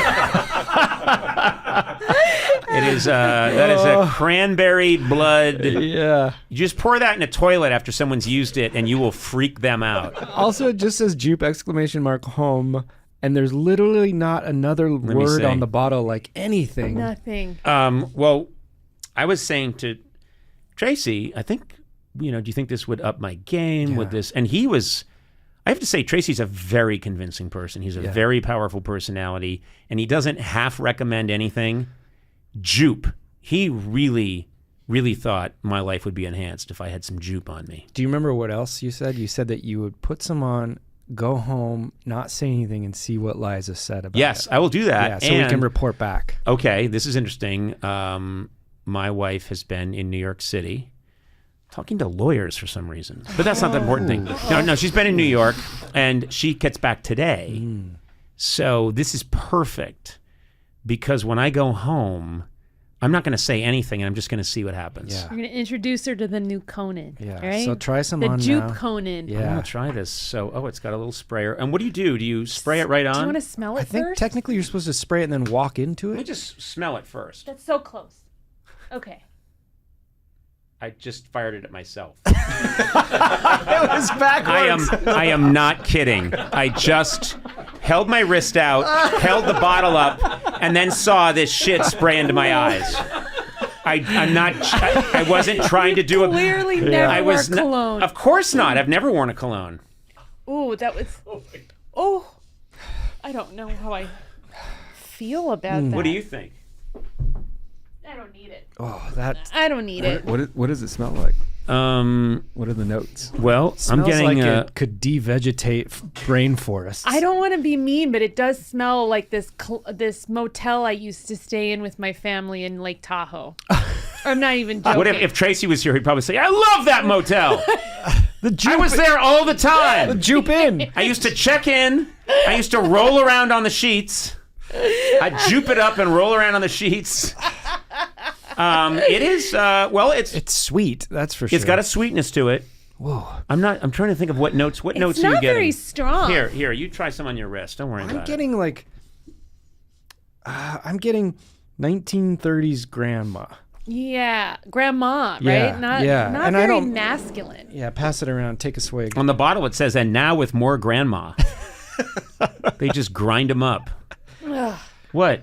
I have to say, Tracy smelled really good. He did. I And don't also- know if he was wearing. He said he wore a half a bottle. Yeah, he puts a lot of it on, and I do think that's what he was wearing. He doesn't lie about jupe. It reminds me of, Old Spice was a really cheap thing, but I have a fondness for that because my grandpa and dad wore it, and I probably wouldn't balk if I had to wear that, but it's really cheap, Yeah. I never put on a cologne, but I might start wearing jupe. Yeah. Now, what do you think? Do you think people would accept me if I started wearing jupe? I think you're not a cologne guy. Hey, do you think Tracy would do an ad with me for jupe, like that's on the subway? Oh my god! Wouldn't that be great? Sure he would. Me and Tracy, and it's for jupe. I want to see you pouring it on yourself. I think Just you for guys, some let me see that reason. bottle. You guys should come up with your own fragrance, and you read it through the back, and it's just Conan and Tracy Morgan for Pooge. Pooge. You see it backwards? Yeah. I think there are some people who are cologne people, and you're not a cologne person. No, I'm not a cologne person. Do you go to the club a lot? Do you go? Are you asking me? I'm asking him. Do you hit the clubs? I've never hit the clubs. Yeah, me Get either. bottle service at the club? Never hit the clubs. But you used to hit the clubs I did. all the time. Lots of cologne. Really? Yeah. Would you? And would you what is wear it a for? scent? Is it to cover? I wore perfume. Yeah. But why do you think? Are there women that like a man to wear a scent? Yeah, I think Okay. so. I used to like nice scents on guys, but it's. I don't need it anymore. But that was a different time. That was a different Sona. Yeah. Well, you were a married mother of twin boys. Yeah. So you shouldn't be hungering for another man's scent. No. And also now I'm worried about wearing scents because what if the boys react weirdly to it? So I don't know. Yeah. I don't need it. Okay. Well, I'm all down with. It's not like I have a product right now that I'm, really tethered to. Never really had one, but why not jupe? Let me ask you this: when you go home tonight, Liza will have been out of town. She's going to come home, and you're going to have this really sweet perfume on you, and she's going to think, "Well, no, she won't." She was not going to think that. No. She is not going to think that. She's gonna think, he's doing a bit for the podcast. Yeah, exactly. What's this podcast bit?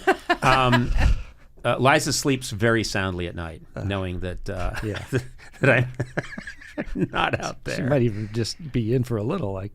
It's so funny. I did say to her once, not long ago, I said, if you did find out that I was cheating on you, isn't there some part of you that would be impressed with my time management skills? Yeah. Because that's what I never have understood.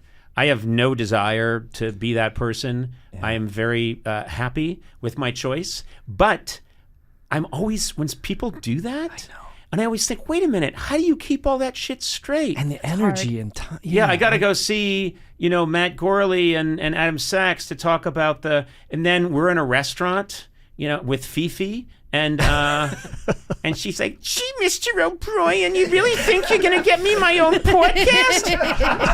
You bet, Fifi. I'll get you your own podcast. How's that chicken Milanese? Oh, gee, Mr. O'Brien, you're such a sophisticate. Wait a minute, that's the phone. Hello, Liza. I'm here with Eduardo. Wait, did I say? Oh, no, Matt and Matt and Adam died. That's why I couldn't eat with them and with Eduardo. I would fuck it all up. Yeah, then I'd have to kill you. Yeah. Gee, Mr. O'Brien, why are we killing people? I like that. That's my... That's Conan would wear a cologne. That's my mistress. She's chomping gum. Yeah. She's got big high heels. Off the bus from Kansas to get a podcast. Yeah. Gee, Mr. O'Brien. You're the bee's knees. Well, we'll report back on what Liza says about your new scent. Well, before this airs, people may read about it. Oh. Yeah. What? Yeah. Conan O'Brien shot by wife. Not for cheating, but for wearing that No, scent. just for wearing the scent. Not cheating at all. Jupe. Look for it. Where do you look for it? Amazon, $35 a bottle. Is that true? Yeah. I thought it was like a Rite Aid scent. I bet it is. I think it's one of those, like pharmacy colognes. You know what? I like it. I like the way my wrist smells right now, and I like the way I'm going to smell when I go home tonight. And we will report back on how Conan wearing jupe and not saying a word to his wife goes over. I'd give it one more spray just to make sure it lasts. Oh, no. I am going to... You're going to dab it on. I might take this with me. Okay, yeah. And hit myself hard before I walk in the door. Yeah. Okay. I want it to be noticeable. Yeah. Okay, just that. And then I'll have to do CPR on our cats. Okay. So I'm sure this is deadly. $35 though for me. You owe me $35. Did you put it on the show card? I don't have a show card. Fantastic. Just as I ordered it. Just as I decreed it. My name is Jeff Bridges, and I feel,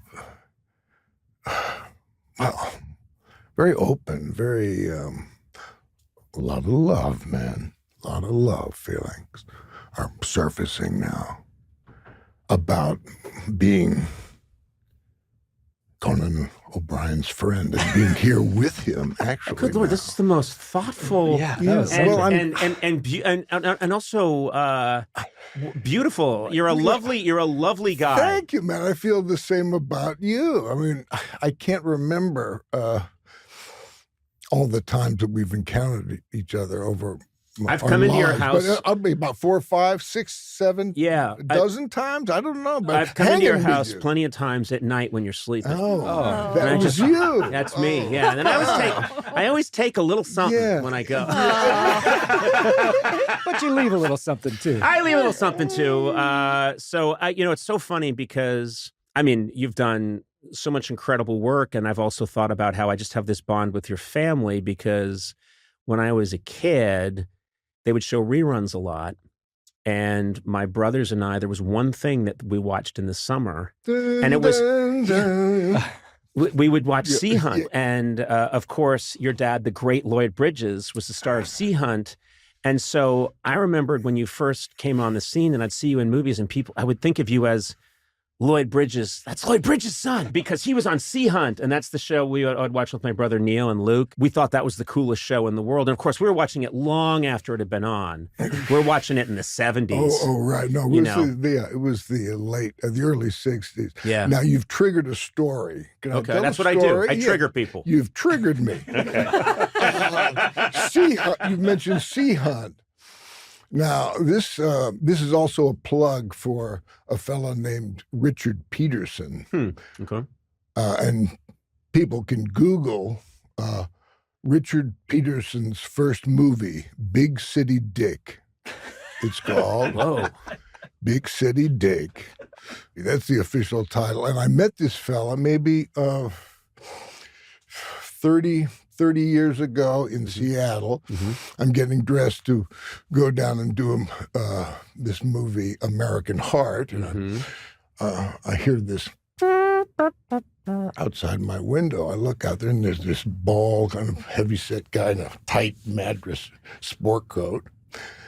And it's like, I know. I go down there. I forget all about the guy. And he comes up to me. He goes, "Oh, Lloyd Bridges' son of Sea Hunt."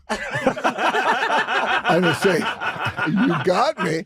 And then I realized what he was playing on his trumpet was Sea Hunt music. Yeah. And he comes up to me and he says, "These are the cues. I need the other cues, these cues." And I said, "What is this?" He says, "The cues from Sea Hunt. Every time they go, he saw it. Dun, dun, dun, dun, dun." Yeah. He would. So this fellow, Richard Peterson, is a savant. And his subject, Sea Hunt. Isn't that crazy? All Ziv music. And also, what's crazy is his connection with you, as mine was, just like early on, was through your dad, and then you've gone on to have this insane career. But it doesn't matter what you do to this guy. The connection will always be Sea Hunt. Son of Sea Hunt. Son of Sea Hunt. But now, years later, about 20 years later, I'm doing a Seabiscuit in Pasadena. I have a big suite, I have a piano in the room, and these guys come over and say, "Do you know Richard Peterson?" We're some documentary film directors. The three of us have gotten together. And I said, "Oh, yeah." And I tell them this story, and they say, "Now, Richard's downstairs can he come up? I said, oh, wonderful. I've always wanted, because he's really a piano player. I said, we got a piano. And we get down there and we start playing Sea Hunt music. You're playing the stings to an early 60s television show. And that's hilarious. As I'm walking him out the door saying, Richard, are you into jazz? Because it's kind of, out there music you're playing. And you'd like Thelonious Monk, for instance. And he looks at me. I dig Sea Hunt. Have you heard of Mozart? Yeah. Was he on Sea Hunt? I dig Sea Hunt, man. So Sea Hunt, no, it's wild that. But I don't know. I know that you're in the business. You did obviously some cameos on Sea Hunt with your brother Bo. And then I remember a movie came out that I love this movie. Thunderbolt and Lightfoot, and my you know this film? Yeah. And it's Clint Eastwood, it's you, it's George Kennedy. You popped so much in that movie. You must have been a young kid at the time. Yeah, I can't remember how old I was. I think it was the movie's 1974. They probably shot it in 73, but you're just such a great character. Well, it was Cimino's first movie. Michael Cimino's first movie. He's the guy who directed Heaven's Gate. Yep. Completely different experience. Mm-hmm. In Heaven's Gate, we would do up to 60 takes. But we're show up, and I'm not sure if I really dug that approach because you never know what it's going to take. Yeah, are you into it? But with Thunderbolt and Lightfoot, Clint always only liked to do, one take, maybe two, And I was the kid who'd go up to Cimino and say, I got to, I'll have to ask the boss. And Clint would say, yeah, give the kid one more take. Yeah, but that film is very close to my heart because that's the first film I did in Montana. Yeah. And man, that's where I just came back from Montana, so I'm a little countrified. Well, right there's, I know a movie's great when the loss of a character upsets me on an emotional level, or if a character's hurt, it upsets me because there's a lot of violence, there's a lot of things that can happen in movies and television, and you just don't feel anything. And George Kennedy gives your character a beating, and it upset me because I was so invested in your character. Mm-hmm. And I thought, that's a good movie. And that's proof to me that the acting here is top level. When I'm upset, I mean, you see, if you just casually watch anything, you'll see people getting the shit kicked out of them a million times. You're numb to it. But I don't know. I felt a real loss there when your character was beaten like that. It just upset me, and it still does. I'm smiling because it's funny when I see movies that I'm in, they're like home movies. I remember so many different things about it when I watch it. And as you're telling that story, my mind went like very much like the Richard Peterson story sure, that I just shared with you. That was perhaps too long. Do you like a longer... and you edit this, right? So just from good. you. Okay, talk as long as the you better. like. Okay, Jeff, in fact, We'll Jeff, just leave. Jeff, I assure you, this is all gold. This is a great day for me. Okay, I love that you're here. Okay. You can do no wrong. Cool, man. You're the dude. I think we have to acknowledge you are the dude. And you know what's so crazy? You came on my show once and you were wearing sandals, jelly sandals, and then you revealed these are the same ones you wore as the dude. And I felt like I was in Rome looking at like a religious icon. It was just crazy that you had those. And yes! What? No, they're not them. These are my hokas. You Okay. guys are hip to Those are the dude's 2000. These sandals? Oh. Yeah, the dude is evolved. Oh, man. The dude evolves. Yeah, the dude. So let me the dude. That should be the new one. The dude evolves. The dude evolves. There you go. It's all set up. Yeah. Lebowski too. Right? Yeah, and in this one, he's pregnant. With Maud's got a baby on his way. Yes. The stranger set it up. And the one difference is his footwear. It's still open toed, but it has more support. Orthopedic. It's orthopedic. Yeah, that is right. That's really the only difference. I like that. I was gonna. Oh, go ahead. Go ahead. He had that story. Yeah, I was going to tell the story. So what that triggered when you were talking about the Thunderbolt in life, but that scene that you're talking about where I die in the car with Clint, I go up to Mike and I say, Mike Cimino, yeah, I've got an idea, Mike. Now, I can do this with my eye. I don't know where the camera is. See, like that. I can hold a half blank pretty good. See? Yeah. So I said to him, why don't we get a dentist? Because I'm supposed to die of a brain hemorrhage. Brain hemorrhage. You've been beaten really badly, and Clint thinks you're going to be okay. Yeah. I say, let's get a dentist up here and shoot me with Novocaine in the side of my face, and I'll go like that. Yeah. And he said, okay. So we did that, and it worked great. And they lost the film. What? And we had to do the whole thing again. I love being who comes in and tells you that? Oh, you know man. the thing where The the dentist has to come in. That's unbelievable.